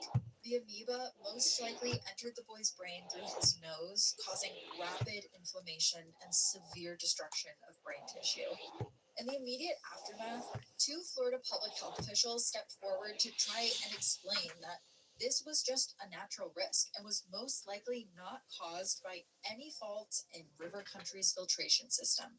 But that really didn't matter to parents. They became terrified of the water in the park, and ticket sales plummeted as a result. Now, this specific type of amoeba wasn't found in properly chlorinated pools, so parents figured they would just take their kids to proper water parks instead. And after this, Disney really needed to turn the image of River Country around. They needed to show people that it was safe and earn back the trust of the public. And unfortunately, that's when tragedy struck again. Exactly 2 years after the 11-year-old boy's death, a 14-year-old named Howard was at River Country on a trip with his church. 50 teens had just come from a church convention in Miami, and they were headed back to their home state of North Dakota when the leaders decided that they should stop at the water park on their long drive back. That night, it's estimated that there were around 500 kids swimming in Bay Cove. Howard started climbing the steps of one of the 60-foot water slides that dumps out into the cove, and it's believed that he didn't see a sign that read, quote, "Rapid water, strong swimmers only." And Howard was described by those who knew him as a pretty inexperienced swimmer. There were 13 lifeguards on duty that night, and not one of them saw Howard come down the water slide and stop moving once he landed in the pool. He was bobbing in the water for 5 whole minutes before a lifeguard noticed and swam out to check on him. And by that point, he was dead. A spokesperson for Disney named Ron Madden said that he personally didn't feel like Disney did anything wrong in this situation. He felt like there was enough lifeguards watching Bay Cove and there was no need to add more. But one thing that wasn't ever mentioned in any of the articles or statements that I read, and I do personally really want to know more about this, is why did it take 5 minutes for a lifeguard to get to Howard? Now, there were 2 lifeguards assigned to the slide that he went down. There was one at the top and one at the bottom, and they were tasked with watching kids go down the slide safely and then resurface. I have to believe that the lifeguard at the bottom just wasn't paying attention. But I would love anyone who has been a lifeguard to weigh in on this because I'm legitimately confused as to how this happened. It did happen at night, so maybe it was dark, but in that case, the spokesperson should have talked about adding more lights to the area. But again, they said that Disney had done nothing wrong. So after this second death of a child within the park, nothing changed. Because once again, the park didn't admit any fault. And I know they say that tragedy strikes in threes, like it's some sort of cosmic curse that you can't outrun. But for River Country, when the third accident happened, it really felt like they had it coming. On June 13th, 1989, 7 years after the last tragedy, a swimmer in Bay Cove was walking through the pool when they felt something under their feet. It was soft and fleshy, but the water was too deep and murky to see the bottom. Taking a big breath, the swimmer dove under the water where he felt the unmistakable outline of a body. Within moments, a 13-year-old boy named Christopher Staff was pulled out of the cove and onto dry land. No one could be certain how long he had been underwater for, but time was of the essence. A lifeguard ran over to Christopher and started immediately performing chest compressions on the boy. And people started gathering around to watch, including this one woman named Kim Higginbotham. Now, Kim was a 23-year-old scuba instructor. She was CPR and first aid certified. She actually taught CPR at SeaWorld in Florida. And she was specifically trained for these types of emergencies in parks, which is why she ran over right away when she heard the whistle blow. But when she got over to the area where everyone had gathered, she noticed that the lifeguard that was performing CPR on Christopher was doing it incorrectly. Kim tried to intervene, but the lifeguards wouldn't listen. For 15 minutes, the lifeguard continued to do improper CPR on the boy until emergency services arrived and took him to the hospital, where he was later pronounced dead. Pretty quickly after this happened, another spokesperson for Disney came forward and said, I'm sure you guessed it, they I were did not at nothing fault. wrong. There was no Because we're evidence. They Disney. said that improper CPR had occurred, and they felt there was no reason to retrain any of the lifeguards in first aid. But Kim has always stuck to her story. She said that she witnessed incorrect life-saving procedures, and she even went so far as to say that Christopher may have had a fighting chance at survival if CPR had been done correctly. It was later confirmed by a family friend that Christopher's family did have a pool at their house, and he knew how to swim. So no one could ever answer how he wound up at the bottom of the cove and how no lifeguards saw him slip out of view. He was on a class trip with 7 other classmates from Pace Private School, and that was a school that caters to children with learning disabilities. 3 deaths and no accountability really damaged the park's reputation, and over the next decade, ticket sales started diminishing. Eventually, the park closed for winter maintenance in 2001, and Disney decided to just never reopen it. That's why it looked like everyone had just packed up their bags and left one day, paperwork still in drawers in the offices. Disney didn't actually tell anyone that the park was closed for 4 years. There was never an official announcement until that time, so guests just kept arriving to see a sign hanging that read, "River Country is closed," and no explanation. And over the years, there have been lots and lots of break-ins to this park. So to deter urban explorers and vandals, Disney decided to keep the music on in the park. And so for decades, emanating from the woods, the eerie sound of country western theme music can be heard playing in the distance.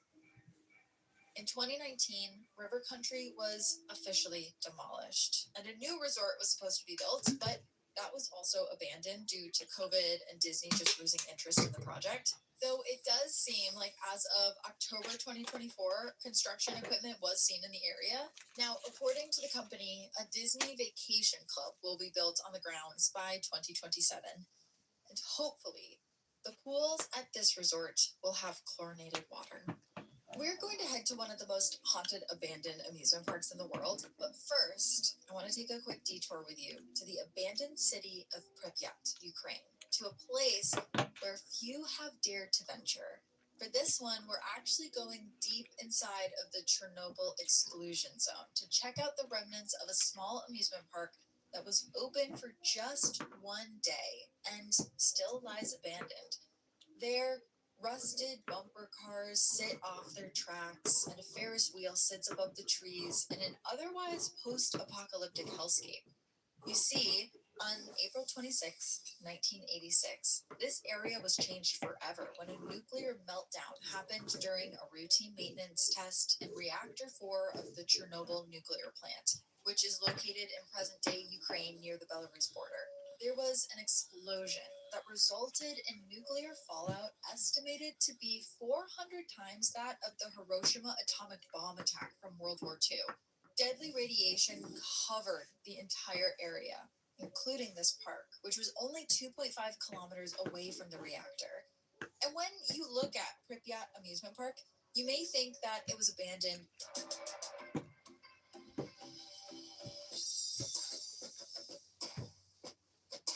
because of this disaster, but you would actually be wrong. It's said that this amusement park actually opened one day after the disaster occurred, as nuclear fallout enveloped the area in a toxic, invisible cloud. The Pripyat Amusement Park is a relatively small amusement park that had a 26-meter or 85 feet tall Ferris wheel, swing boats, a paratrooper ride, bumper cars, and a shooting game. But it was more than just rides. It was kind of a symbol of the future of the city, where the younger population could make memories and relax, escaping from the stress of daily life. It was actually originally named the Park of Culture and Rest. Now, this park was set to open on May 1st, 1986, but after the Chernobyl disaster, it was decided that the park would open the following day. See, Initially, it wasn't known just how devastating the fallout was from the explosion, and people weren't told to evacuate the area until 36 hours after it occurred. And in that time, some reports say that this park opened as a distraction. It's believed that the Soviet Union wanted people to have something to do to take their minds I off dropped of the pin, the bright floor blue is column lava. of light that shot straight into the stratosphere coming from Reactor 4, but also Oh they my wanted gosh, where'd to it go? quell It's the gone! rumors that were starting to I don't know. spread amongst the 50,000 residents of Pripyat that something was wrong. For one day, small children, their parents, and groups of I need a teens flashlight to ran find around the grounds, freaking pin so I don't jumping stab in my and foot. out of metal bumper cars, swinging on the brand new swing sets. The sound of their laughter would have swirled in the raspberry-hued air, mixing Found with it. the We're good. devastating amounts of radiation that was pummeling through their bones and their tissue, causing irreparable damage. Radiation that would go on to give over 6,000 of those people in Pripyat thyroid cancer in the coming years. Radiation that would genetically alter wildlife for generations, knocking out the insects of the area, mutating the fish into these giant river monsters that Mutant still fish. inhabit the waters there to this day. By the following afternoon, the city was told to evacuate, to just grab all of their valuables and go. They weren't sure if they would ever be able to return, and many of them only grabbed what they could, thinking that they would come back for the rest of it at some point. Unfortunately, they would never be able to, because now that area is known as the Chernobyl Exclusion Zone, a 1,000-mile radius area around the disaster I site missed to one where pin. it is illegal to live. In the city of Pripyat, there are schools that still lay abandoned. Kindergarten nap beds are still neatly made, like the kids will just come back at any moment. There's a hospital there, still full of paperwork and medical equipment. I gotta It's reinforce the incredibly sleeves eerie if with you see the wool, pictures. And 'cause there's that an fabric's way too entire flimsy for a amusement park puff that sleeve. sits waiting for the kids to one day return. The children who, for one day, got to ride on the swings and bumper cars, and many of those children who have died in the following years because of the effects of the radiation. Now, the radiation didn't just harm the people that were there, it also disintegrated these areas at alarming rates because it would just eat through the metal. So even though it's only been 40 years since the disaster occurred, some parts of Pripyat look like they've been abandoned for hundreds of years. And today, the area is pretty heavily regulated, but that hasn't stopped people from exploring, especially the area by the amusement park. There is a community of people who sneak into the exclusion zone. They're known as stalkers. And the reason that we have information on what the Pripyat amusement park looks like today is because of these stalkers. Now, I will make a quick note here that much of this area in present day looks very different because of the ongoing war between Russia and Ukraine. The Chernobyl plant itself was very briefly under Russian control early on in the invasion, and much of the immediate area is still an active war zone. But the research I did for this episode comes from Ukrainian stalkers who were reporting on this area before 2022. In present day, the park has been completely taken over by nature.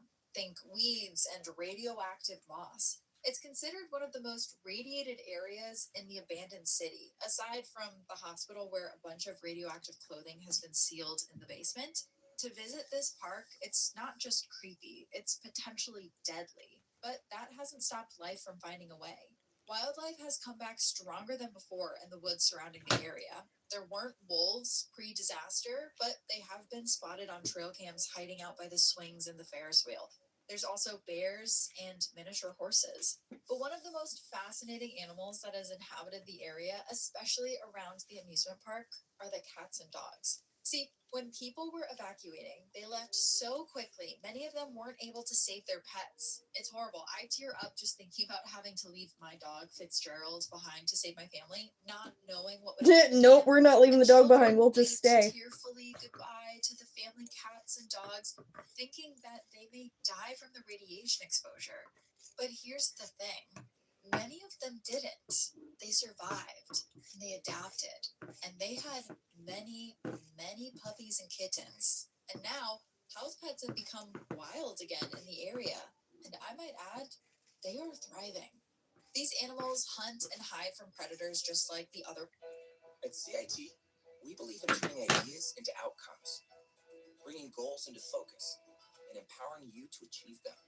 We know that takes agility, and we've got it. A century of experience also comes in handy, and we've got that too. Wild animals in the zone, but they're also domestic at heart, so they know where the guards and stalkers hang out, which does tend to be around the amusement park. So these animals go and befriend the humans, who now regularly bring them treats and fresh water. Ukrainian officials who patrolled the area before the current war were given explicit instructions to not touch the dogs. The risk that they were carrying deadly amounts of radiation was just too high. However, But you're nearly supposed to every pet a dog. official says they do not follow that rule. Pet the dog. Here's a quote I found from one of them. Quote, "The dogs give us joy. For me, personally, this is a kind of symbol of the continuation of life in this radioactive post-apocalyptic world." So, while this abandoned amusement park represents death and decay, once-in-a-lifetime tragedy, it also represents life finding a way. If you want to hear more about the Chernobyl exclusion zone, especially the urban legends and the ghost stories, which I know you do, this is what our bonus episode on Patreon and Apple subscriptions is about from last month. We talk about the Mothman of Chernobyl that was seen just days before the disaster struck. We talk about the creepy dolls. Got that one keep more showing sleeve to up cut all out. around the zone with no explanation. And I go a bit more into the animal mutations and potential cryptids that have emerged Big fishy. because of the radiation. And so much more. So make sure you go and check that out. More after a short break. For our last adventure, I'm taking you to a park with cursed roots going back hundreds of years. Lake Shawnee Amusement Park sits empty and abandoned in a heavily wooded area of West Virginia near the Virginia border, nestled in the foothills of the Appalachian Mountains.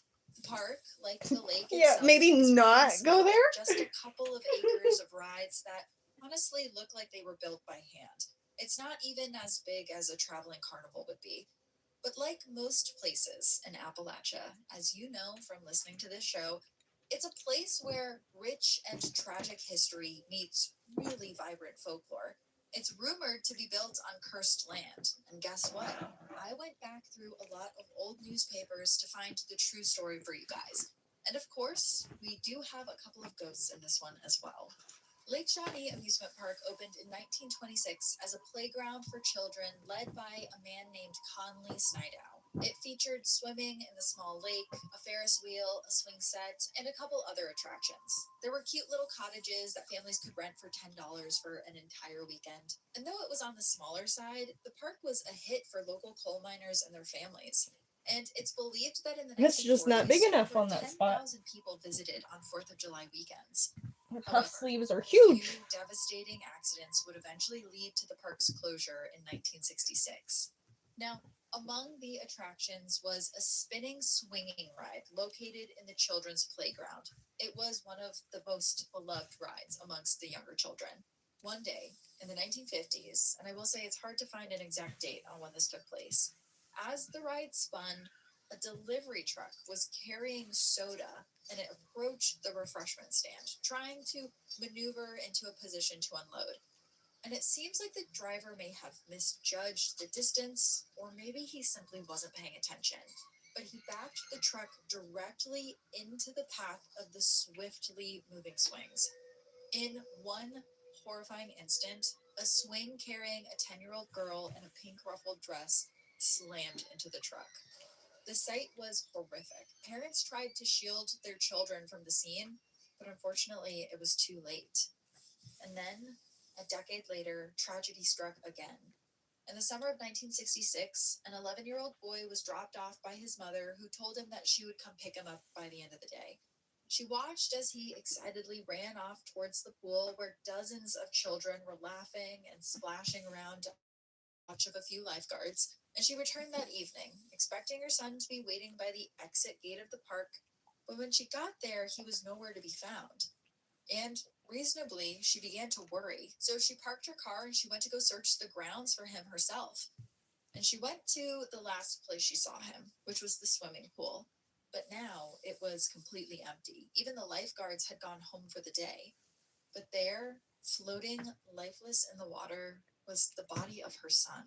Exactly how he drowned remains subject of speculation and tragedy, and it's unclear, again, how no lifeguard saw him drown.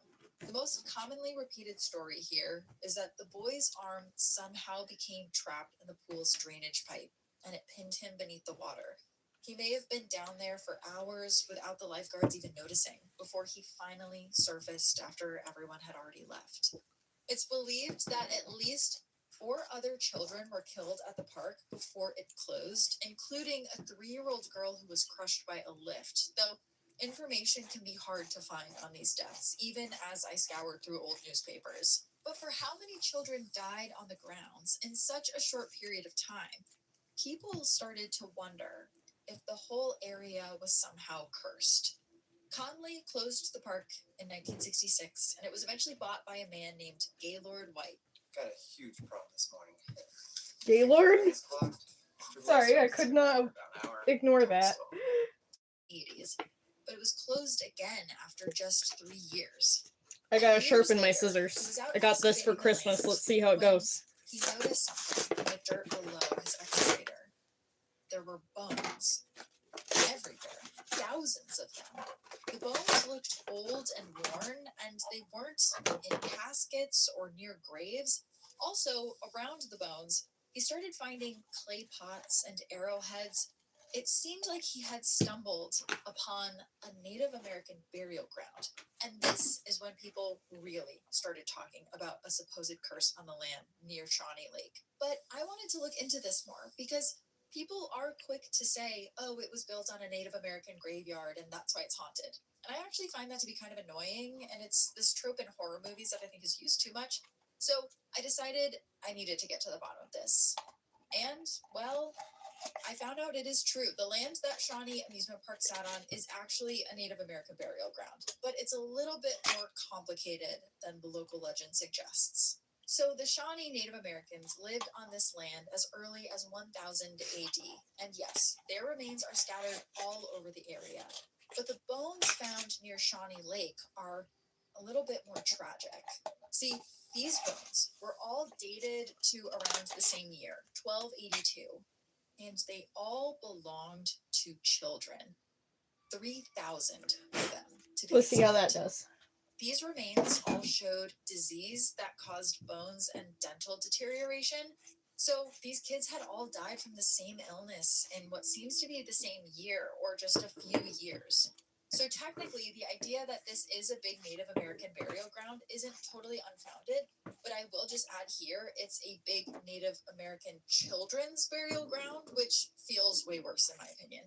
And years went by after the deaths of all these kids, and we don't really know much about what happened on the land. But then, in 1777, tragedy struck again when a well-respected Shawnee chief named Hokolexwa was murdered by American militiamen. And as the story goes, Hokolexwa was one of the biggest advocates for peace amongst the Native Americans and Revolutionary War soldiers. And after his death, there was no one there to maintain peace between the two groups. And the Shawnee tribe decided that peace would get them nowhere. No So peace. they vowed to avenge him. And finally, the opportunity for vengeance came when 3 years later, a slave owner named Mitchell Clay bought 800 acres of Shawnee land, including the lake. And according to the Beckley Post-Herald newspaper, Clay traded a slave woman and her young daughter for the land. And the whole thing, the exchange, the living on their land, all of it really infuriated the Shawnee tribe. So, one day, when Clay was off tending to the farm, his children were playing down by Lake Shawnee when they were approached by members of the Shawnee tribe. 2 of the oldest children, 20-year-old Tabitha and 17-year-old Bartley, were killed on the spot, and 16-year-old Ezekiel was taken by the tribe. The younger children watched in horror, but they were all spared. The tribe wasn't interested in any of the Clay children that weren't yet adults. Ezekiel's body was later found burned on a stake outside of the property. The Shawnee had sent their message. Now, the Clay children were all buried in shallow graves near the lake, and little did the father know that he was actually mixing his children's remains with the remains of the Shawnee children who died 500 years prior. And some people believe that This history is why the land is cursed. It's the reason, they say, for not only all of the disasters that took place on the grounds, but for some of the more supernatural sightings that have also occurred there. Everything's energy. Think about it. The death toll on the land is already so high. You have the thousands of Shawnee children buried on the grounds in the park, plus the Clay children. You that got were also yucky buried there. vibes. And then there's the kids who died while they were playing at the park. The former park owner, Gaylord White, who found the bones initially that were buried on the property, knew that this place was haunted for a very long time. One time he felt this unexplainable weight on his shoulders as he was operating his tractor near the swing ride in the 1990s. He turned around and he said that he saw a young girl in a ruffled dress, the one who died on the ride, silently observing him. And before he knew it, she was gone. He left his tractor there and ran. And it said that his tractor still sits in the exact same spot today where he left it back then. And that's not the only sighting of the little girl who died on the swings. If you were to approach the exact swing that she was sitting on, you may see a little pink ribbon tied to it in her honor. And if you were to stay there until the sun set, you might notice the swing start rocking back and forth, while the other ones stay perfectly still. And you might also catch a glimpse of her little ruffled pink dress darting around the area. Now, bucket 10 on the Ferris wheel is another place that people often see a full body apparition. No one ever died on this ride, at least not that I read about, so no one is certain who this person is, but a young boy can be seen there staring out into the distance. It's also believed that the seatbelt of bucket 10 will fasten and unfasten on its own. So in the field off to the side of the lake where most of the bones of the Shawnee children were found, people have reported hearing chanting and weeping. It's believed that those are the mothers and fathers of the young children who died of disease 800 years ago. And some people to this day will still approach the field and offer gifts, but they do report a feeling of eyes on them constantly, like they're being watched at all times from all angles. And I wonder about that feeling. Did Con those eyes when he broke ground to build the park? Did Mitchell Clay feel them as he built his home on the 800 acres of land he bartered for? Have they always been there, watching and waiting? And will they ever leave? Well, if you're feeling brave enough to find out for yourself, you can There's a book lump. daytime and overnight tours of Lake Shawnee Amusement Park. All I ask if you do that is that you report back to me on what you find.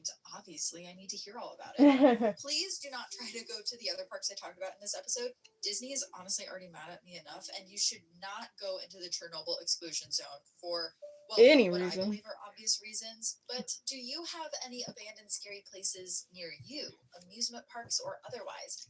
Please let me know wherever you listen. You may never know which one of your stories may end up here in an episode. And that's all I have for you for this week's Dark Summer episode. Join me here next week for an international story of a quiet, beautiful park in Germany where bodies kept showing up one summer. You definitely don't want to miss it. And until then, stay curious. Hearts are Alright. What time is it?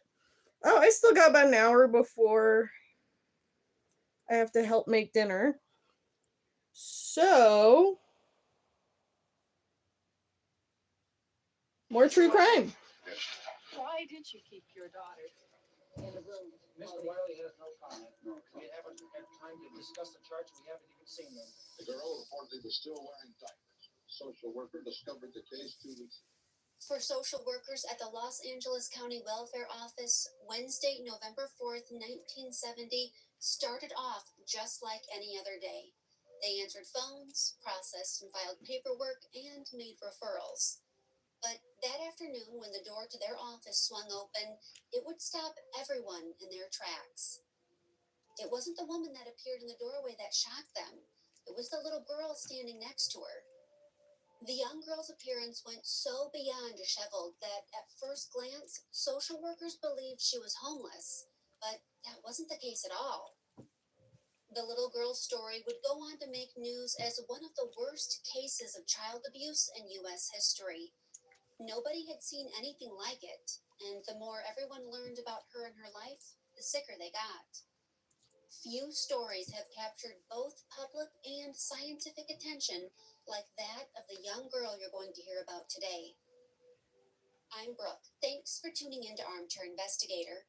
Today, we'll be exploring the life of Jeannie, a girl who had spent her entire childhood locked in a room, isolated and mistreated by the people who were supposed to love, protect, and care for her most.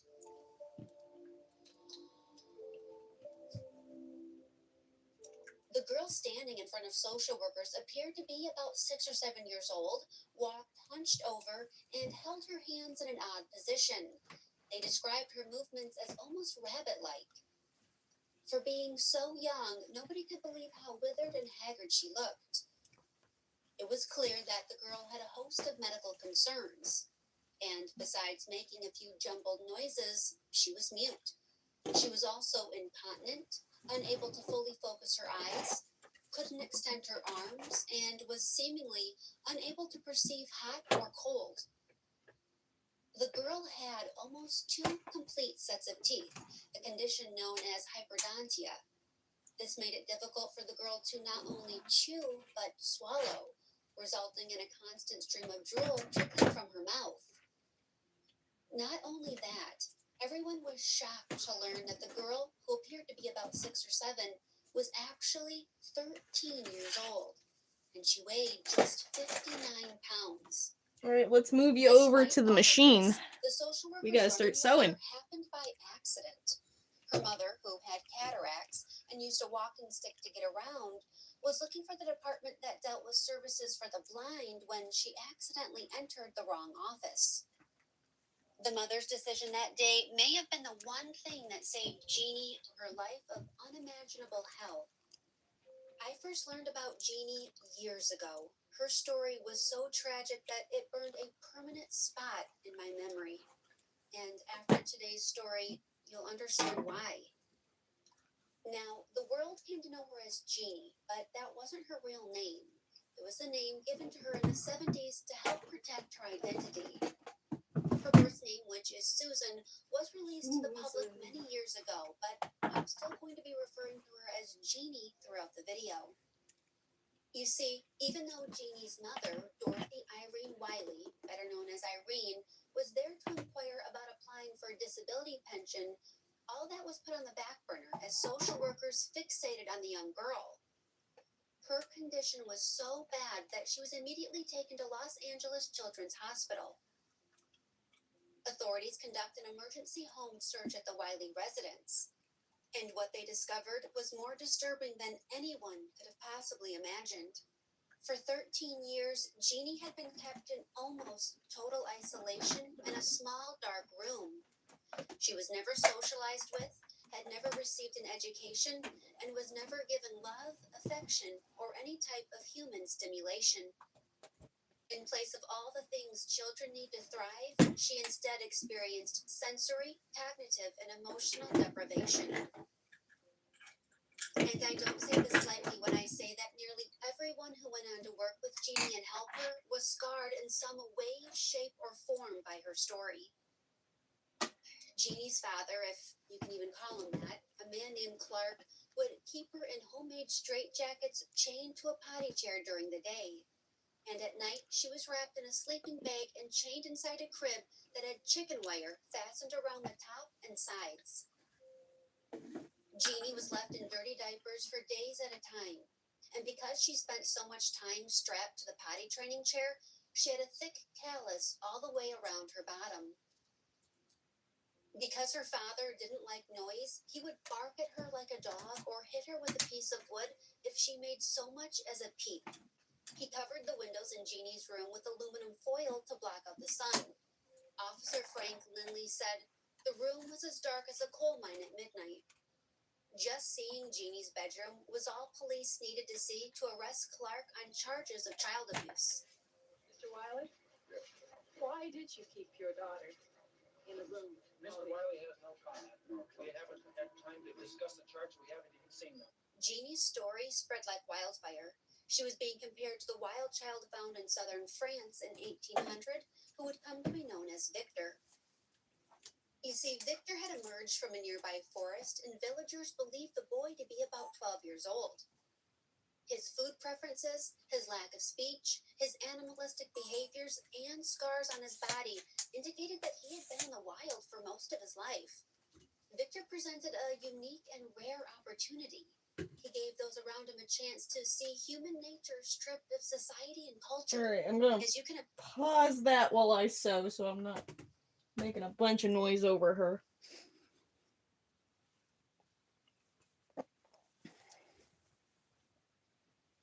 Gotta basting stitch this.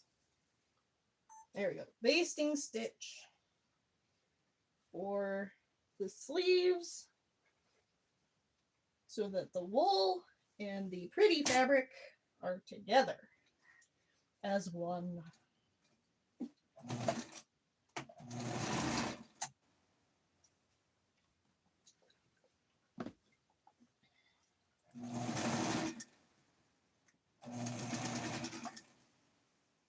Oh, I think the bobbin gave up.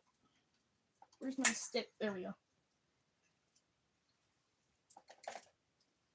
Yep, the bobbin. Oh my. The bobbin broke. I gotta go fishing for it.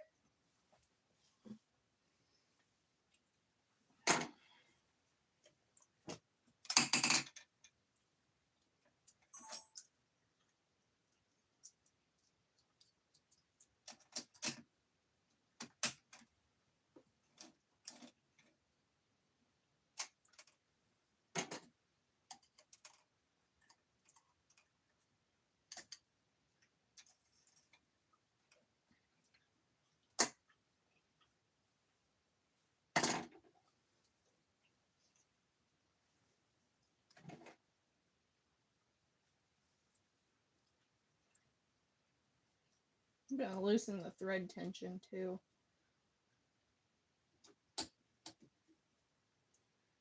Because this is thick. And I don't feel like lifting my 50-pound machine that's on the floor right now to put it on the table to do this.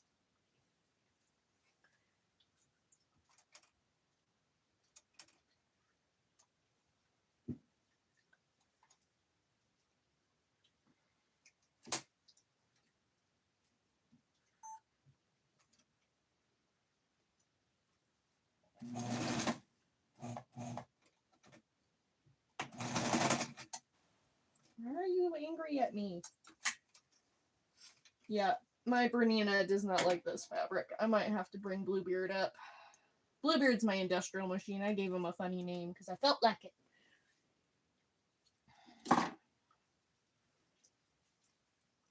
Let me do a couple troubleshooting with this machine first. Because she really just doesn't like when I change out the thread. She's picky about that.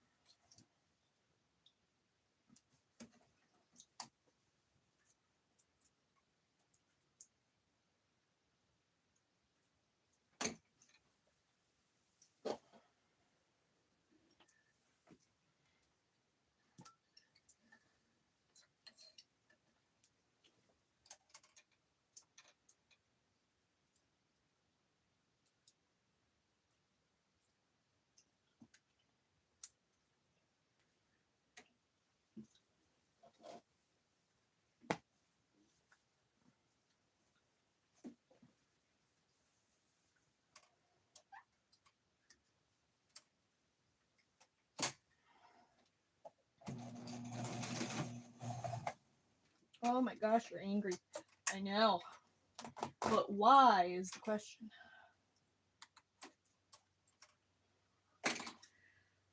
Okay, if she's gonna be grumpy, it looks like we gotta bring out the industrial machine. Oh boy. Joy. Okay.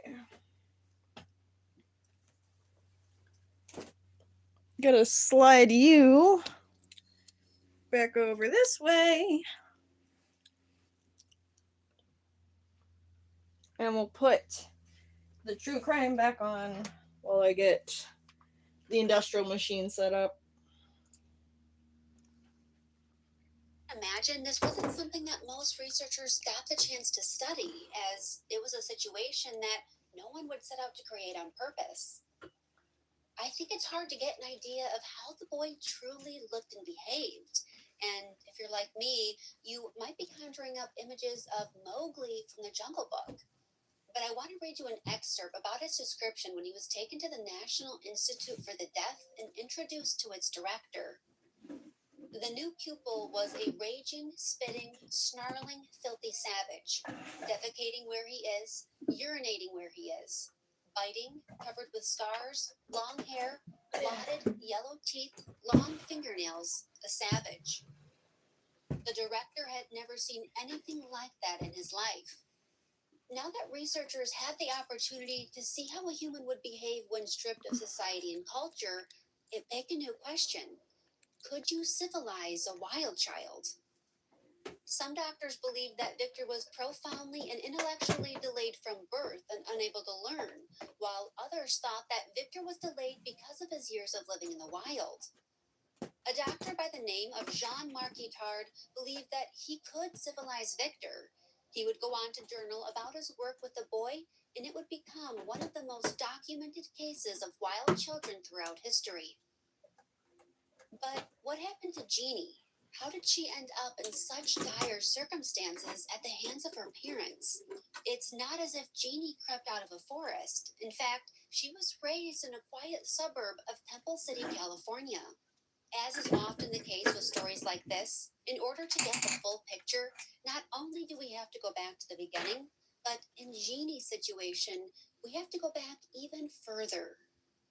I need to introduce you to Clark Wiley, Jeannie's father, and tell you a bit about his life. And while his life circumstances don't excuse his Yeah, I was actions, like, well, it'll help we you supposed to gain feel some sympathy insight for him? into his No. formative years.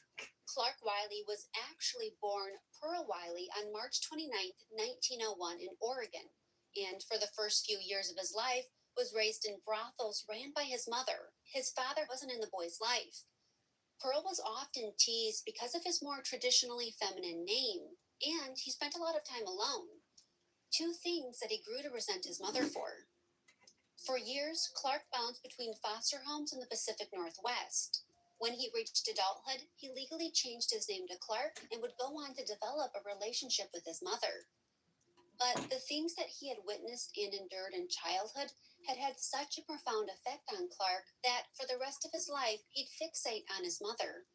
He even went as far as to keep a room in his home as a shrine to her. Clark worked as a machinist on aircraft assembly lines in LA during and after the Second World War. On September 28, 1944, he married Irene Oglesby, a native of Oklahoma who had migrated to LA in search of work. Irene had a loving and close relationship with her father, while it was said that her mother was strict and unapproachable. As a child, Irene had suffered a severe head injury when she slipped and hit her head on a laundry press. This resulted in neurological damage that gave way to a host of neurological problems as well as degenerative vision. By 1970, she was 100% blind in her right eye and had lost 90% of her vision in her left eye. When the couple married, Irene was in her early 20s. How Clark, much of that who's can 20 you years see? You can older see than all of her, it. All right, was we're a very good. controlling man who ran his home with an iron fist. He was even known to keep a gun in his lap. Irene would later say that her life Let's see if I can ended sew on it her now. wedding day. One thing Clark was adamant about, he didn't want children. And yet, Dorothy got pregnant and children came. The couple would go on to have 4 children. The first, a baby girl, who at 2 There are ways months to old stop had died that of from pneumonia happening. after being left in If a you cold don't want garage kids. after she didn't understand her crying. Their second child, a boy named Robert, also died under mysterious circumstances from blood poisoning. Their third child, a healthy baby boy named John, survived, but due to neglect, he developed very slowly. 5 years later, on April 18th, 1957, Jeannie was born, but her birth wasn't without complications, and she would ultimately end up needing a blood transfusion. In 1958, Clark's mother suddenly and tragically died after being hit by a drunk Right. driver. At the Sewing. time, 6-year-old John had been living with his grandmother due to her belief that her son Clark had serious mental health issues and was an unstable parent. John and his grandmother were getting ice cream when she was suddenly struck by an out-of-control pickup truck. The driver was only given a probationary sentence, something that outraged Clark. That's when Clark began to isolate him and his family further. To make matters worse, Clark blamed his 6-year-old Why am I son still for having the death issues of his here? mother. Come on. And John had no choice but to return to his parents' care. After Clark's mother had passed, Clark moved his family into her 2-bedroom home in Temple City. His mother's passing would have such a deep impact on him that he spiraled deeper into paranoia and anger. He quit his job and all but shut out the outside world. He brutalized his wife and 2 children even more. They were basically his prisoners. Irene described him at this time as a paranoid, violent psychopath. Much of his rage was directed towards Jeannie, believing that she was mentally disabled. At just 20 months old, her Who's father mentally began keeping disabled? her in a locked, dark, and isolated room. Neighbors reported hardly Speak for ever yourself, seeing buddy. the family. Because the home was only 2 bedrooms, and one of the rooms was a shrine to Clark's late mother, and the other room was used for Jeannie, that meant that Clark, Dorothy, and John all slept around the living room. Recliner, Irene. Okay, it's working now. The rare times Jeannie's father did interrupt. Alright, I will pause that so that I can get this sewn, and we'll come back to it.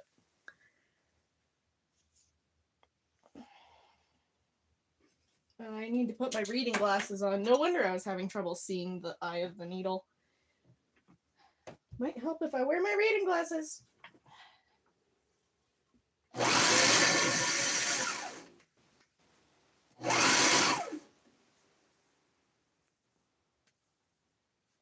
I need my pincushion boy. There he is.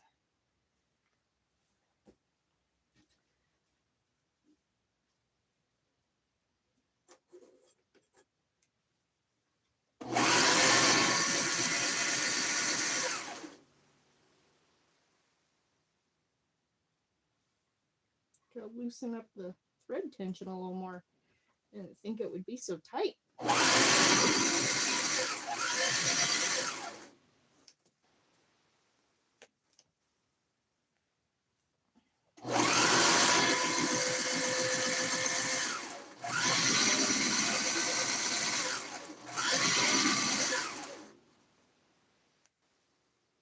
Oh, where's my vlogging camera? It got shuffled around. There it is.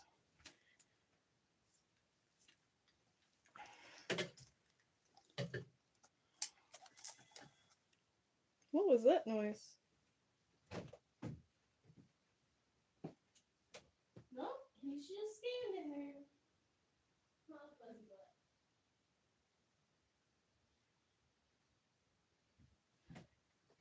Had to check on my dog since I heard a weird noise, but he's fine.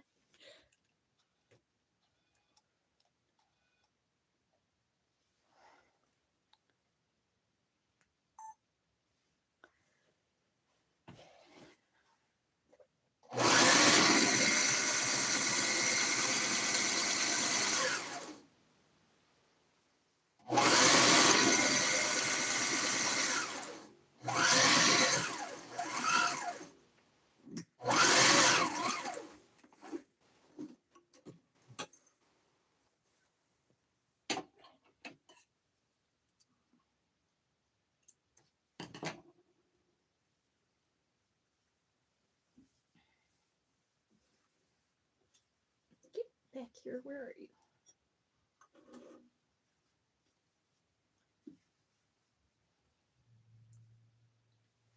Yeah, let's go the other direction.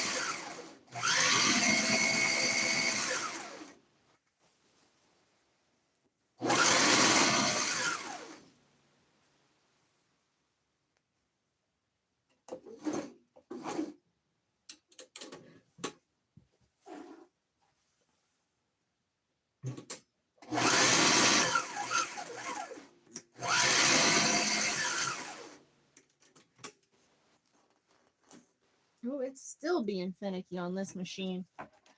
You just do not like the wool, do you?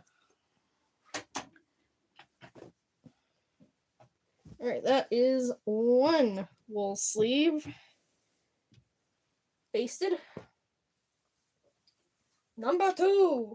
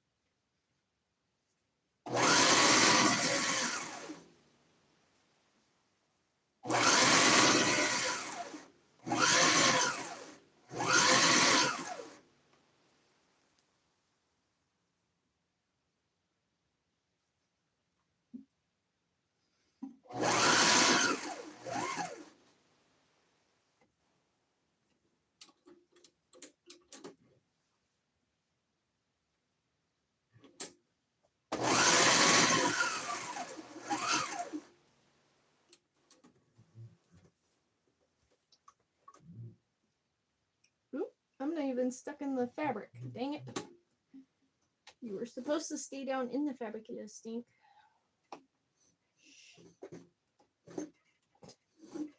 Stab. No, don't eat the fabric. Stab the fabric. There you go.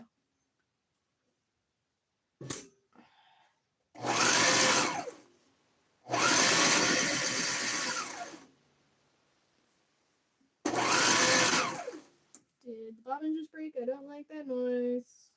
Why are we having so much trouble with machines today? Can you behave, please?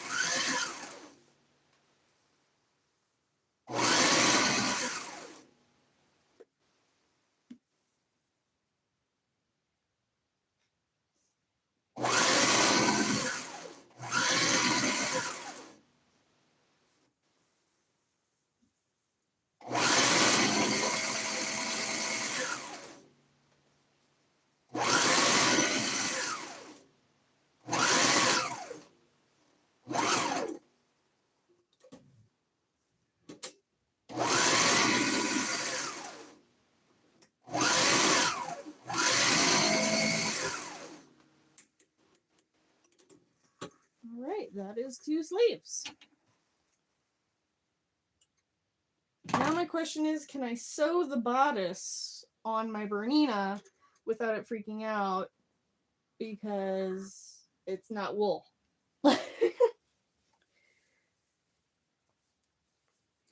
And the weird ruffling and puckering that I have here because I wasn't being careful with it doesn't matter because I'm going to be ruffling it anyway, and those ruffles will hide it quite nicely.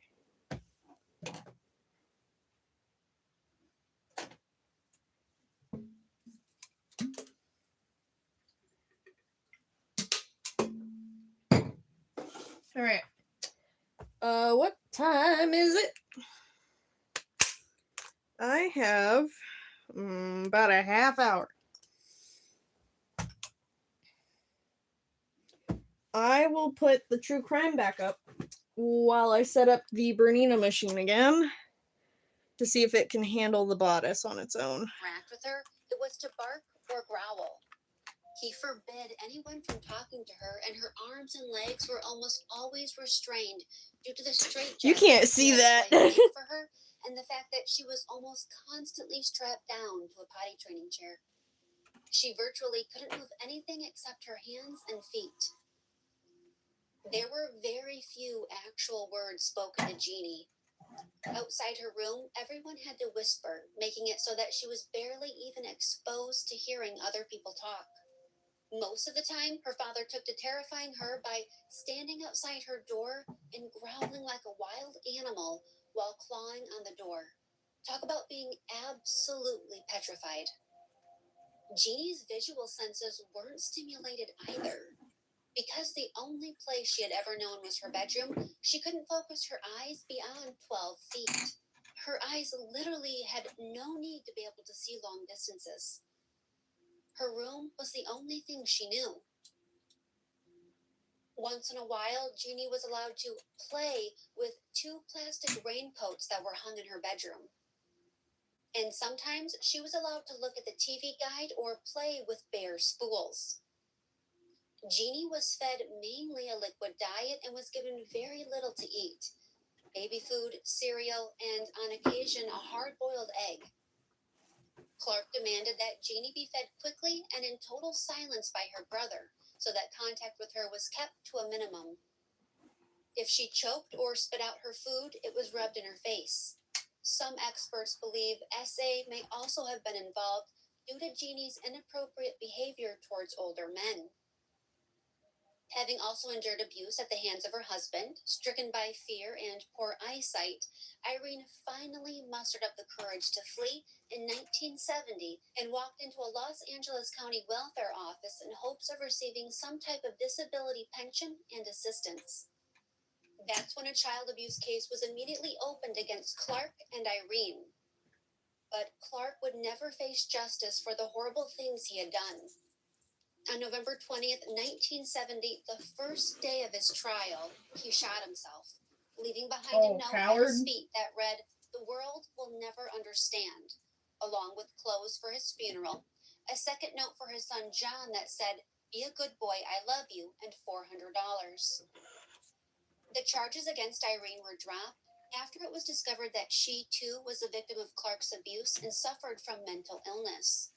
Irene claimed that soon after Jeannie was born, a doctor had told Clark that Jeannie was severely delayed and wouldn't live long. He told his wife that if Jeannie did live to see the age of 12, that they would then get help for her. Well, once Jeannie did miraculously reach the age of 12, Clark refused Irene's request that their daughter be seen by a doctor. It wasn't until one day when Clark threatened to kill Jeannie that Irene took her daughter and went to stay at her parents' home. A few days later, she would end up at the Los Angeles County Welfare Office seeking services.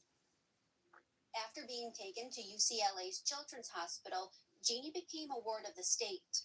Medical professionals there stated that she was the most profoundly damaged child they had ever seen. And perhaps one of the most frightening side effects of Jeannie's abuse was that she was incapable of crying. The biggest question loomed over them: what should be done to help her? And thus began the process of rehabilitating Jeannie.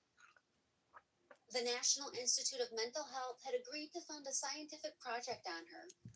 From 1971 to 1975, the team explored the developmental consequence of extreme social isolation. If given an enriched learning environment, could she overcome her deprived childhood and learn language even though she had missed the critical period? Her team consisted of pediatricians, psychologists, linguists, and other professionals. Experts from around the U.S. petitioned to examine and treat her. Jeannie's horrifying situation presented a rare opportunity to study brain and speech development, specifically how language makes us human. Among Jeannie's team was psychologist David Rigler, linguist Susan Curtis, psychologist James Kent, special education teacher Jean Butler, and Oklahoma-based psychiatrist Jay Shirley, who was an expert in social isolation. He would go on to say that Jeannie was the worst case of social isolation that he had ever seen. What they discovered was that Jeannie could understand some words like blue, orange, mother, and door. And she could say, go, stop it, sorry, and no more. And I'm also just going to point out how utterly tragic the few words that she did know were. Sorry, stop it, no more. But she mostly remained silent. And when stressed or excited, she urinated and defecated on herself. Due to Jeannie's lack of speech, it was incredibly difficult to assess her intellect. It seemed she was capable of expressing only a few emotions like fear and anger. And surprisingly, she could laugh. Jeannie's team said her laughter was so contagious and pure that it made everyone around Jeannie want to laugh too.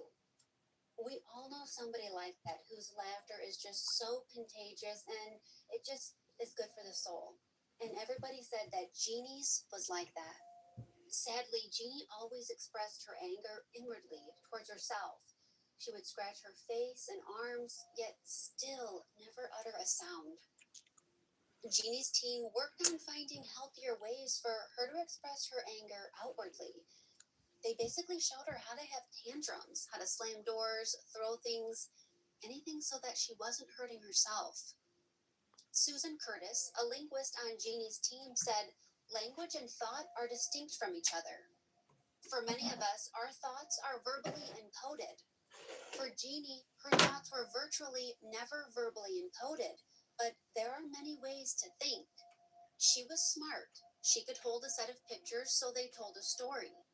She could create all sorts of complex structures from sticks.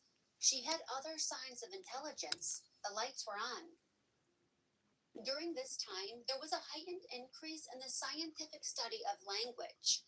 And to language scientists, Jeannie was a blank slate. She was a way to understand what part language has in our development and vice versa. One of the first tasks Jeannie's team was presented with was figuring out if her developmental delays were a symptom of her abuse and neglect, or if they were present from birth. Solitary confinement has been deemed as one of the most severe punishments you can enact on a person. In fact, trauma symptoms can develop in as little as 15 minutes to an hour. Now, imagine what 10 years can do to a person. Dr. Shirley wanted to see the effects of long-term isolation on Jeannie's brain. Over 4 nights, her team collected and measured the electrical activity in her brain as she slept. What they found was an unusually high number of sleep spindles. As we know, sleep is vital for brain restoration and maintaining cognitive function. Evidence indicates that sleep spindles facilitate neuroplasticity and offline processing, which supports learning, memory consolidation, motor skills, and overall intellectual performance. It's been found that children with neurodevelopmental disorders tend to display more abnormal spindle generation. But it still didn't answer the question of whether Jeannie was born with a neurodevelopmental disorder or if it was due to her neglectful upbringing. Dr. James Kent's plan was the first to be adopted. He believed Jeannie should form relationships and attachments. In his eyes, it meant that if she could do that, she had the capacity to learn. For about a month, nobody noticed anything in regards to Jeannie forming relationships. positive or negative. Until one day, as Dr. Kent was leaving, her expression changed to one of sadness. She even held his hand in order to stop him. Jeannie's team was encouraged by this. Jeannie was taken into care in November. By spring, she knew more than 100 words, and by the end of May, she began repeating words that were being spoken around her. Jeannie's team looked for different avenues that she could express herself and communicate. Her progress was rapid and promising. By her third day at UCLA, she was helping to dress herself and using the toilet. Over the coming months, Jeannie learned to play, chew, how to dress herself, and discovered a love for classical music. She expanded her vocabulary, learned basic sign language, and sketched pictures to communicate what words could not. And she performed well on intelligence tests.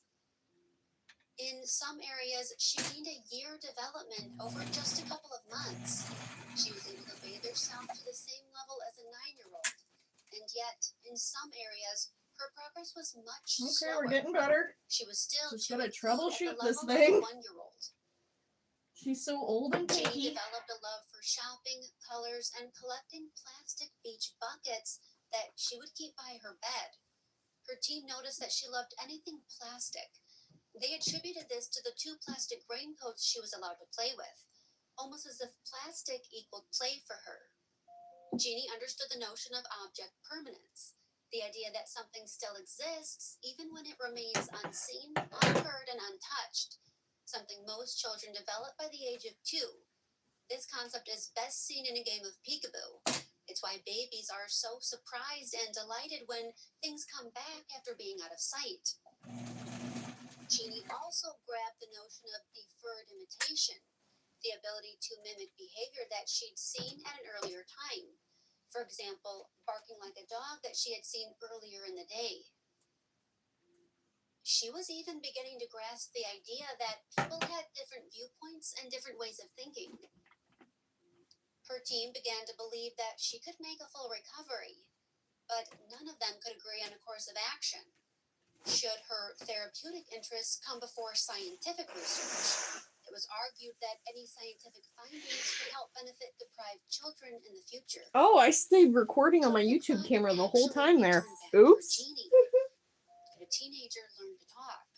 Until the late 1960s, it was largely believed by linguists that children could not learn language after puberty.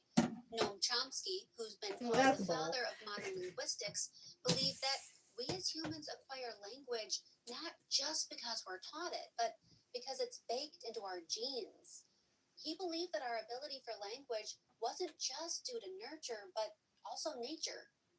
Neuropsychologist Eric Lenneberg agreed with Chomsky that we are born with the principles of language, but he believed that there was a deadline or cutoff for being able to apply those principles. He believed that if a first language wasn't acquired by puberty, it could be too late. This was called the critical period hypothesis. Jeannie could help put those theories to test, and she helped prove that wasn't necessarily true. She had a curiosity about the world around her. She wanted a name for the things she saw. She was like a sponge just soaking in everything. Susan Curtis said, "One striking memory of those early months was an absolutely wonderful man who was a butcher, and he never asked her name. He never asked anything about her. They just connected and communicated somehow. And every time we came in, he would slide open the little window and hand her something that Gotta wasn't charge wrapped. this thing since it was left running the whole time. Some meat, fish, whatever. And he would allow her to do her thing with it, to explore it tactilely, to put it up against her lips and feel it and touch it, almost as if she were blind." Jeannie's team found that while she was highly communicative, she struggled with grammar and sentence structure, showing researchers that grammar becomes incomprehensible to children if they never receive exposure to it between the ages of 5 and 10. But communication and language still remain entirely Alright. Let's move y'all a little closer to what I'm working on the Bernino over here.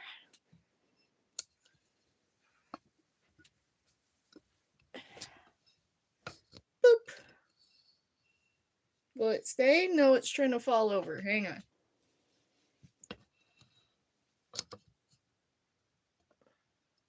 Sorry about the earthquake. It does not want to settle. Stay. This is no, I don't want to stay. I want to fall over.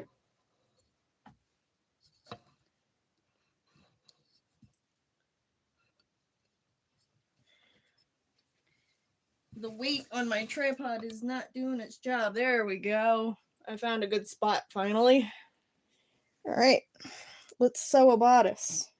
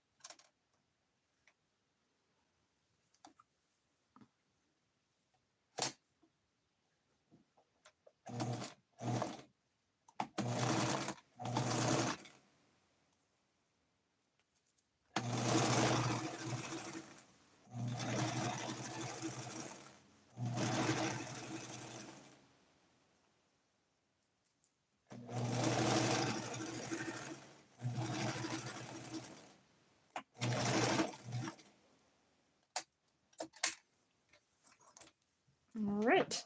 Now the question is, can I get this over my head without putting a zipper in? I still will probably will. Words. Okay.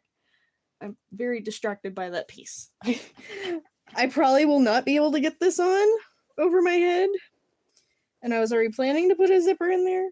But it's nice to know that I can put it on without having to use the zipper if I feel like I don't want to. So let's see.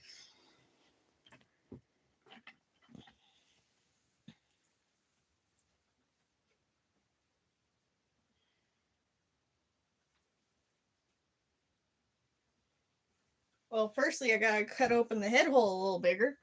I was not paying attention when I cut the head hole. Or when I was sewing around the head hole, more like.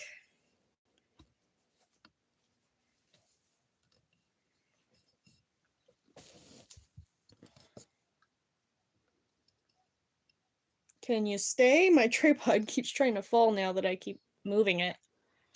Let's cut away some of those bits that I sewed up that I shouldn't have. And open the head hole a little bit more. I don't want to open it too much because I want to be able to do a rolled hem.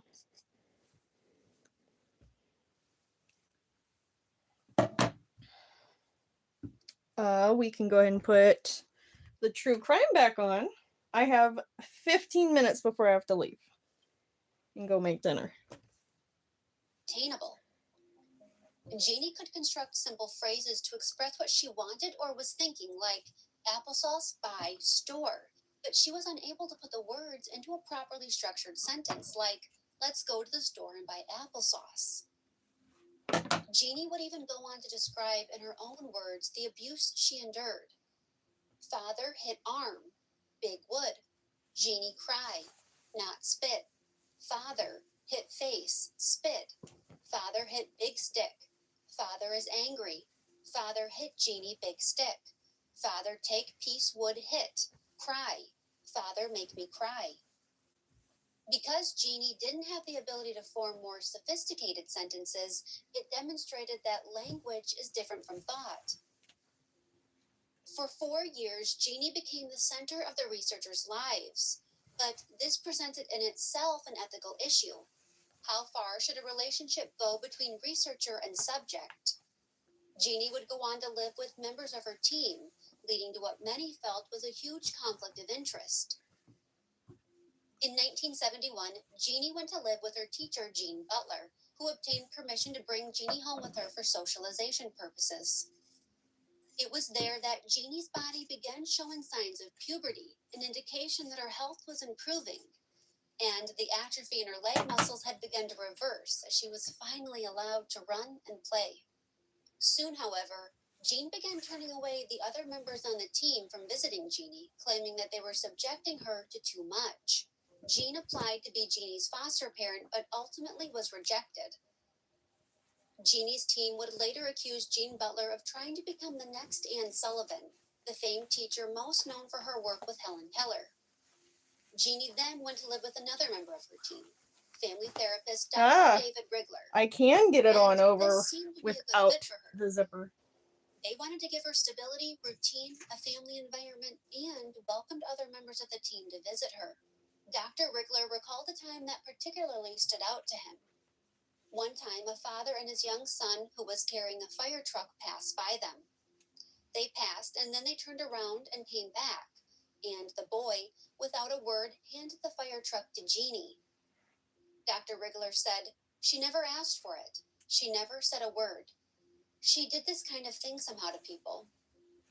The team felt that Jeannie was a powerful, nonverbal communicator, almost as if she possessed a kind of telepathy. While linguist Susan Curtis worked with Jeannie on her speech, Dr. James Kent continued work on her emotional development. Jeannie was enrolled in a nursery school and later It's a public little school tight, for so I'm children gonna with special back up needs the where she stitch could interact a with other children. smidge. Jeannie was thriving. She had a good sense of humor and Slightly learned less to of a iron seam and sew. allowance. In the summer of 1972, as Jeannie was out with Susan Curtis shopping, she turned to Curtis and said, "Jeannie, happy." During this period, Jeannie's mother Irene had her eyesight restored from a cataract operation and moved back into their home in Temple City. She continued to visit Jeannie, but ultimately felt unwelcome. Irene couldn't help but feel like Jeannie's team looked down on her. There we go. And in reality, many of the members on Jeannie's team did question Irene's role in her daughter's abuse, even if it was passive. Once the funding ended for the study in 1975, Jeannie returned to live with her birth mother, something many people were shocked over, as Jeannie was literally returning to the scene of her abuse. In 1979, her mother filed a lawsuit against the hospital and Jeannie's individual caregivers, including the researchers on her team, alleging they exploited her daughter for prestige and profit.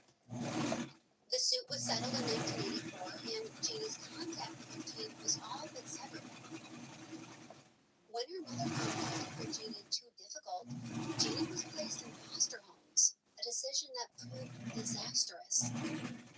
Her foster parents ran their home in a militant fashion, and for somebody like Jeannie, who had been through what she had been through, this wasn't the ideal situation for her. For 18 months, she was often subjected to further mistreatment. Naturally, Jeannie's progress came to a screeching halt. She again turned inward and closed herself off from the outside world. She began trying to hold in her bowel movements and didn't utter a single word for 5 months. During this time, Susan Curtis was the only person from her team to visit her, and even though she was no longer receiving pay for her work with Jeannie, Curtis truly cared about her and wasn't ready to sever ties. Eventually, Jeannie ended up back at Children's Hospital due to malnourishment, and unfortunately, her situation only got worse. After being beaten for vomiting, Jeannie became so afraid to open her mouth that she regressed back into total silence. She then went to a series of state-ran institutions. Psychiatrist Jay Shirley visited her on her 27th and 29th birthdays and described her as silent, depressed, and chronically institutionalized. He said, she was this isolated person, incarcerated for all those years, and she emerged and lived in a more reasonable world for a while and responded to this world. And then the door was shut, and she withdrew again, and her soul was sick.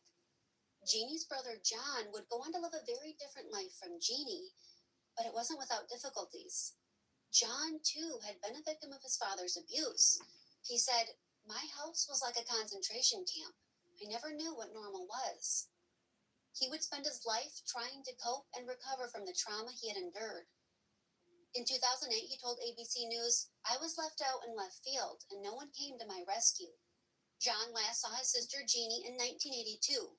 During John's 2008 interview, he spoke about his life and detailed his struggles with alcohol abuse, divorce, and estrangement from his own daughter. He said, I have forgiven, but I can't forget. After Clark died in 1970, John moved in with his maternal grandparents for a while, then stayed with various friends before returning to the family home. But it was just too painful for him to be in the home where so much had occurred. That's when John set his sights east and worked odd jobs at gas stations and factories. He joined the Navy but was discharged 6 months later. John eventually settled in Ohio and worked as a house painter. After time's gone by and I put a family together, and I don't have the hurt that I used to have. And I'm happy for my sister for getting all the attention she's gotten and all the help, professional help. I would have expected a lot more from my parents than what they gave me. They didn't give me the tools of knowledge to get out and feel comfortable about accomplishment and setting goals. I feel like at times that God's failed me. And maybe he has, and maybe he hasn't. I'm alive. I've enjoyed a lot of things. God's given me that. God hasn't really failed me. I might have failed him since, I've let all this time go by. But it's never too late. He passed away in 2011. Irene passed in 2003. Jeannie's whereabouts remain unknown, but as of 2008, it's believed she's in an assisted living facility in Los Angeles. She'll be turning 66 this April of 2023. It seems like doctors never got their answers about Jeannie's developmental delays, but here's what we do know. Not only was Jeannie deprived of regular opportunities to practice and hear language, but she was abused in so many ways. She was malnourished and deprived of stimulation of her 5 senses. And here's the thing. Despite Clark's emphasis on a doctor telling him that Jeannie was severely delayed, Irene stated that Jeannie had started to make babbling sounds and produce words prior to her father placing her in isolation at 20 months. This suggests that she may have been developing language at a normal speed prior to abuse occurring. At the end of the day, does the question of her being delayed or not really matter? No. Here was a little girl who had a horrific life. Her parents failed her, the system failed her, and even her team failed her. Most of them accepted that although their intentions had been in the right place, their methods were flawed. I think as medical professionals, scientists, and researchers, it was hard for them to toe the line between giving Jeannie the love and care she so desperately needed versus collecting data and information that could be used to help others in the future. I'm not sure that it's even possible for them to toe the line. I think they really needed a neutral liaison to advocate for Jeannie. I know I've given you a lot to unpack today, but I cannot wait to hear from you. Had you heard about Jeannie before today? If you enjoyed today's video, give it a thumbs up. And hey, while you're at it, consider subscribing to the channel so you don't miss out on the next investigation.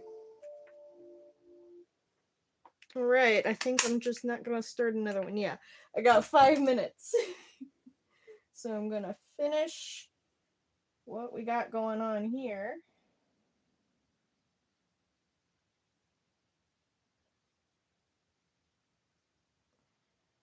that'll seam rip. Let go.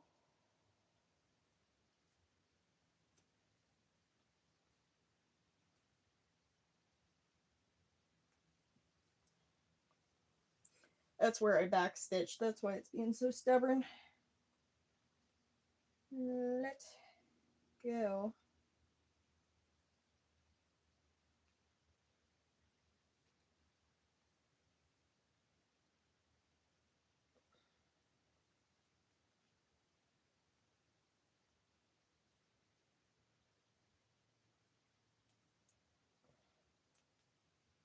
Boop.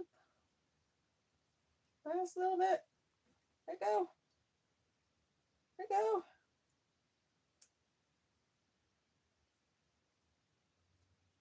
Ah, okay. I'm also not wearing the proper undergarments under this at the moment with trying it on. So hopefully it'll be a decent fit once I have the right undergarments going. I also want to check out the skirt because it has been hanging since it's a circle skirt and the bias cut needed time to settle.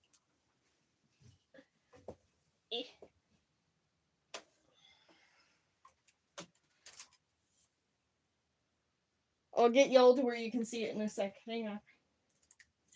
Trying to get situated.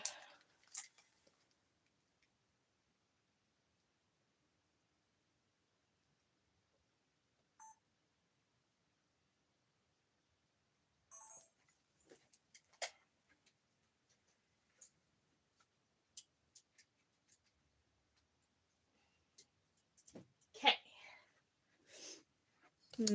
Table. And circle skirt.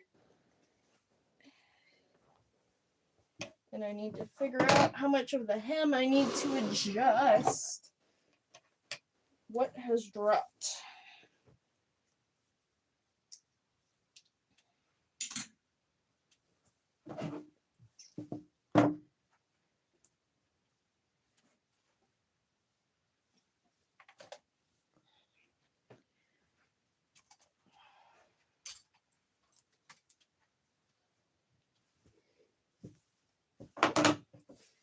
Need to iron it too to level that out as well. Let's do some ironing. Where are my ironing towels?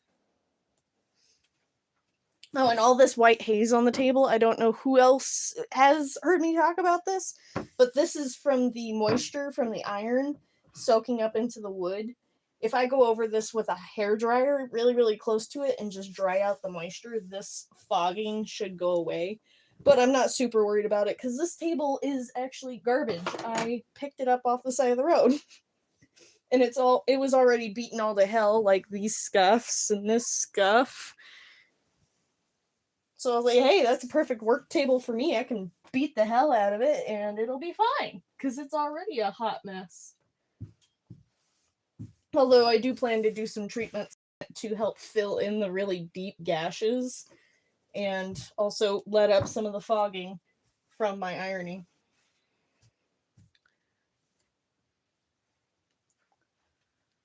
Okay, ironing a circle skirt.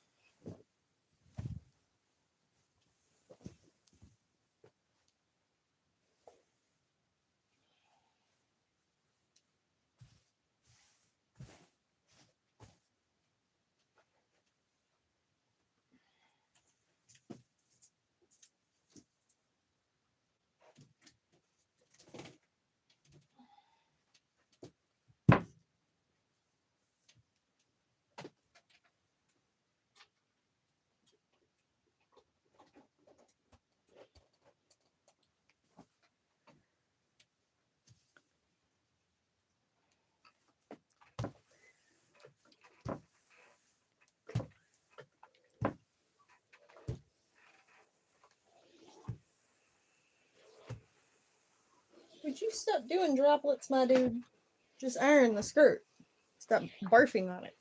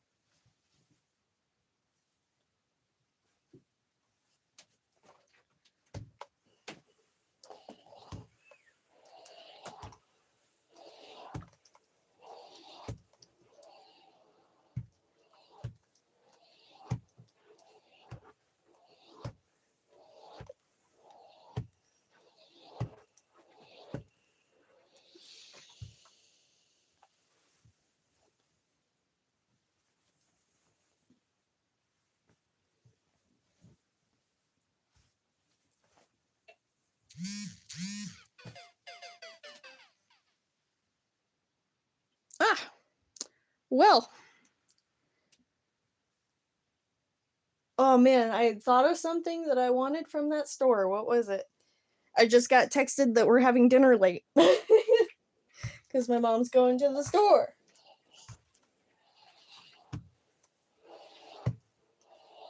And there was something that I had wanted to ask her to pick up. And what was it?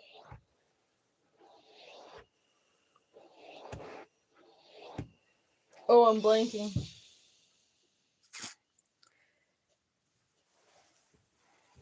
It's like gonna be as soon as she gets home, I'm gonna remember what I had wanted to ask her to pick up.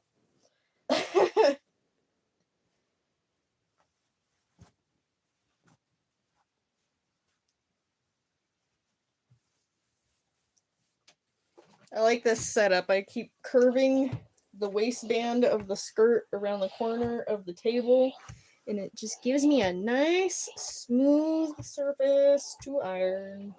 Look at that.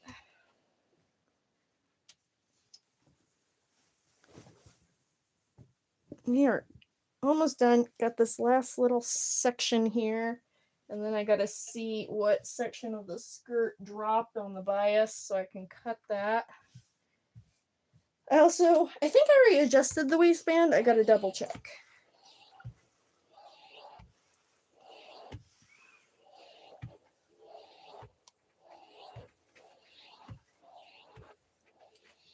Let me go check with my brother real quick and make sure that he knows dinner's gonna be late.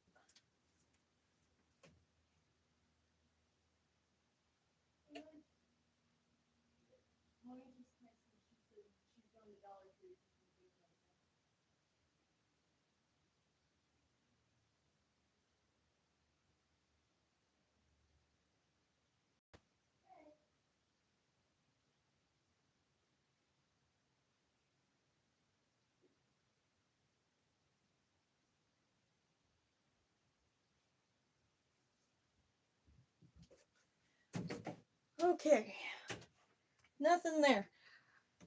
Let's see how much I can get done in. I think my guess would be 20 minutes is what I have about left to work on this.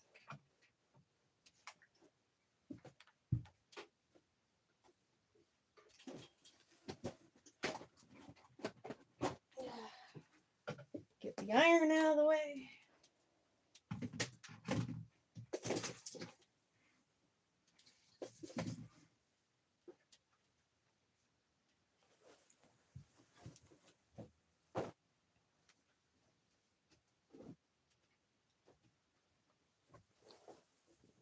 And let's get the skirt adjusted.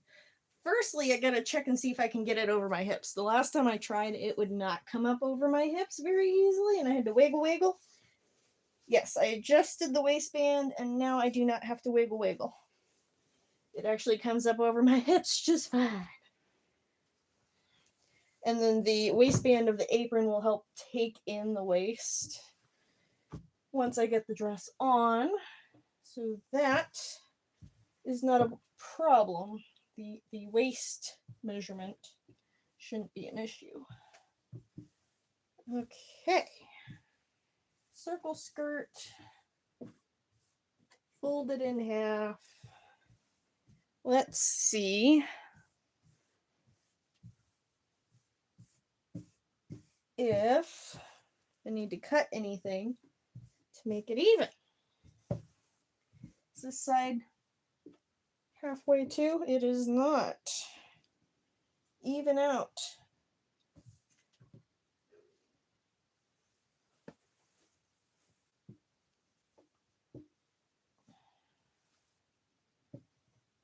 I gotta pin this so it'll stay put. All the loose red thread from me ripping the fabric.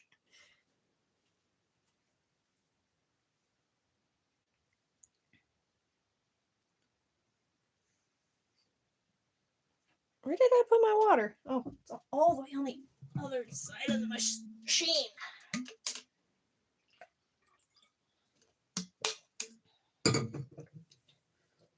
Okay. Even out. So I can cut this evenly. Or as evenly as I can possibly manage, at least.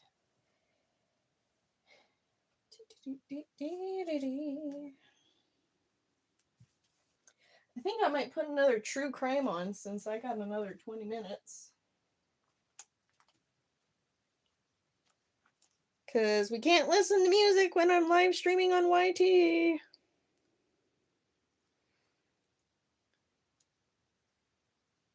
Watch that.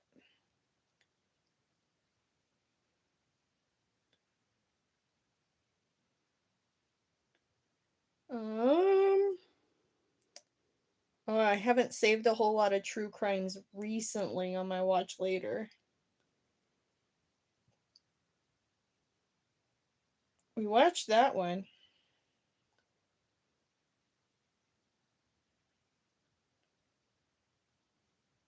We watched that one.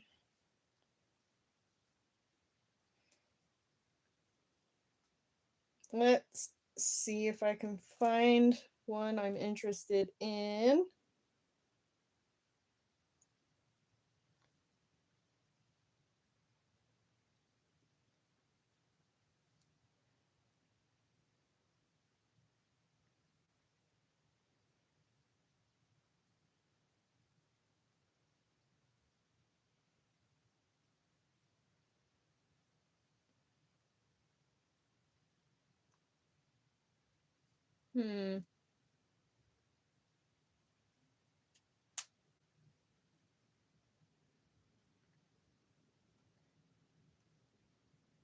How about some Unseen? How you had your hands? I had him up like this Tell us why you had your hands up close to your neck. because I saw what he did to Katie and I was scared he was going to do it to me.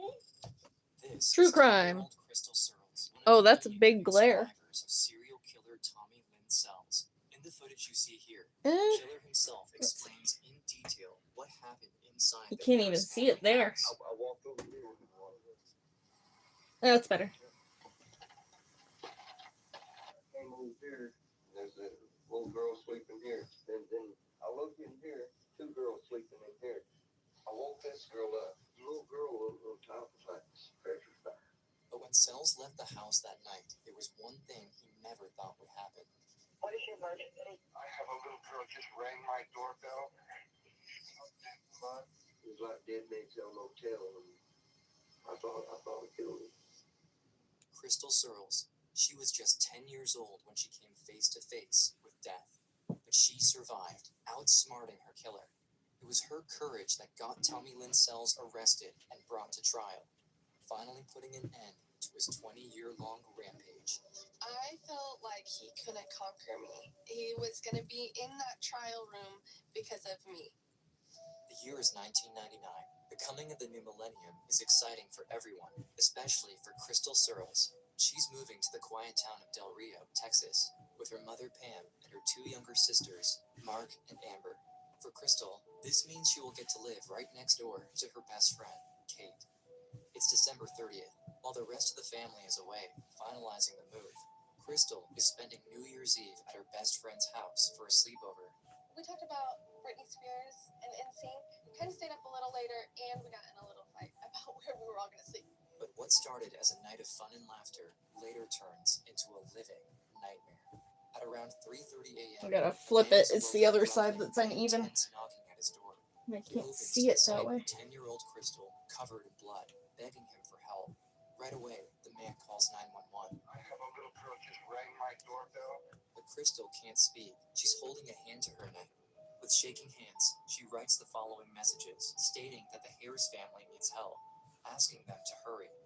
More than 700 miles away, at 6 a.m., Crystal's mother is woken up by a disturbing phone call. It was Alberti emergency room asking me for my permission to lifeline Crystal. She'd been attacked. And I said, absolutely, lifeline or where? And they said San Antonio. I didn't know anything other than Crystal had her throat cut. As Crystal's mother, Pam, rushes to her daughter's side, she has no idea in what state she's going to find her. At the hospital, she learns that Crystal's windpipes were severed, that her vocal cords were cut. When I got in her room, I saw this little girl with all of these tubes. She looked like this baby and Okay, I need to explain this, so we're pausing that. That is how much droppage we had with the bias cut. We have the hem of one side right here and excess right here. So I gotta trim all of that. And it's kind of the same thing. It's kind of the same story on the other side too.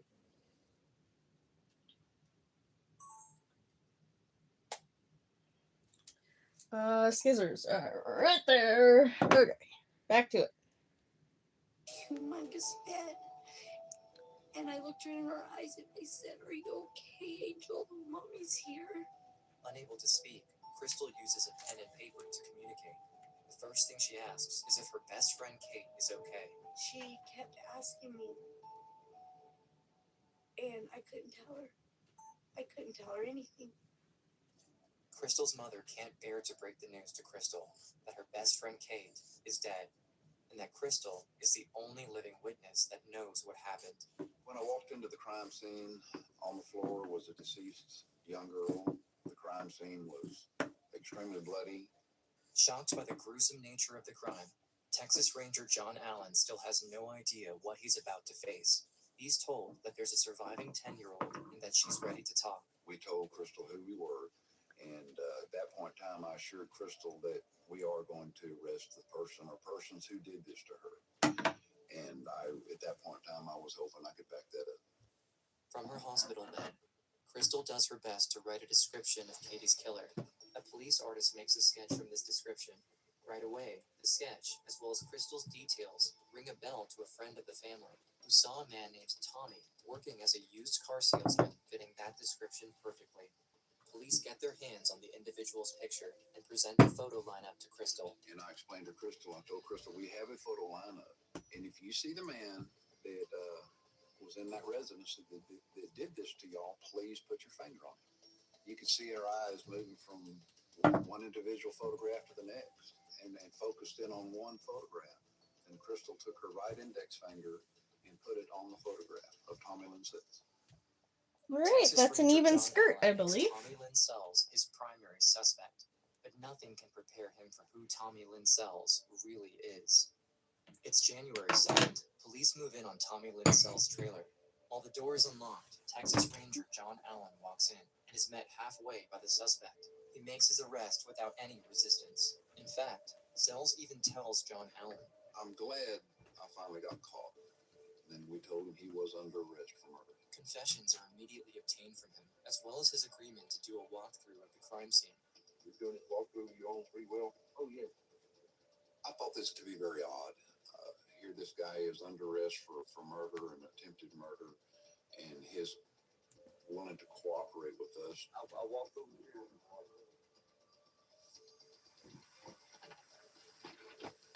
Crawl. This girl up. I need to ruffle the sleeves.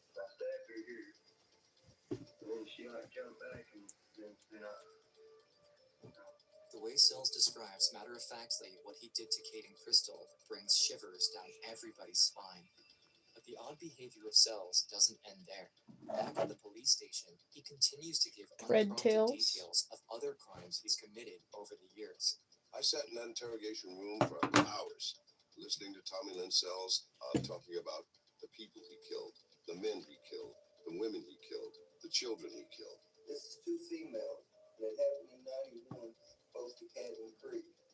We have confirmed that he has committed one of those guys who just wants to show up and tell all their stories. A serial killer, a cold-blooded serial killer. So how did a serial killer, who for the last 20 years managed to escape police? Okay. Alright, time's up. I gotta go. Bye, y'all.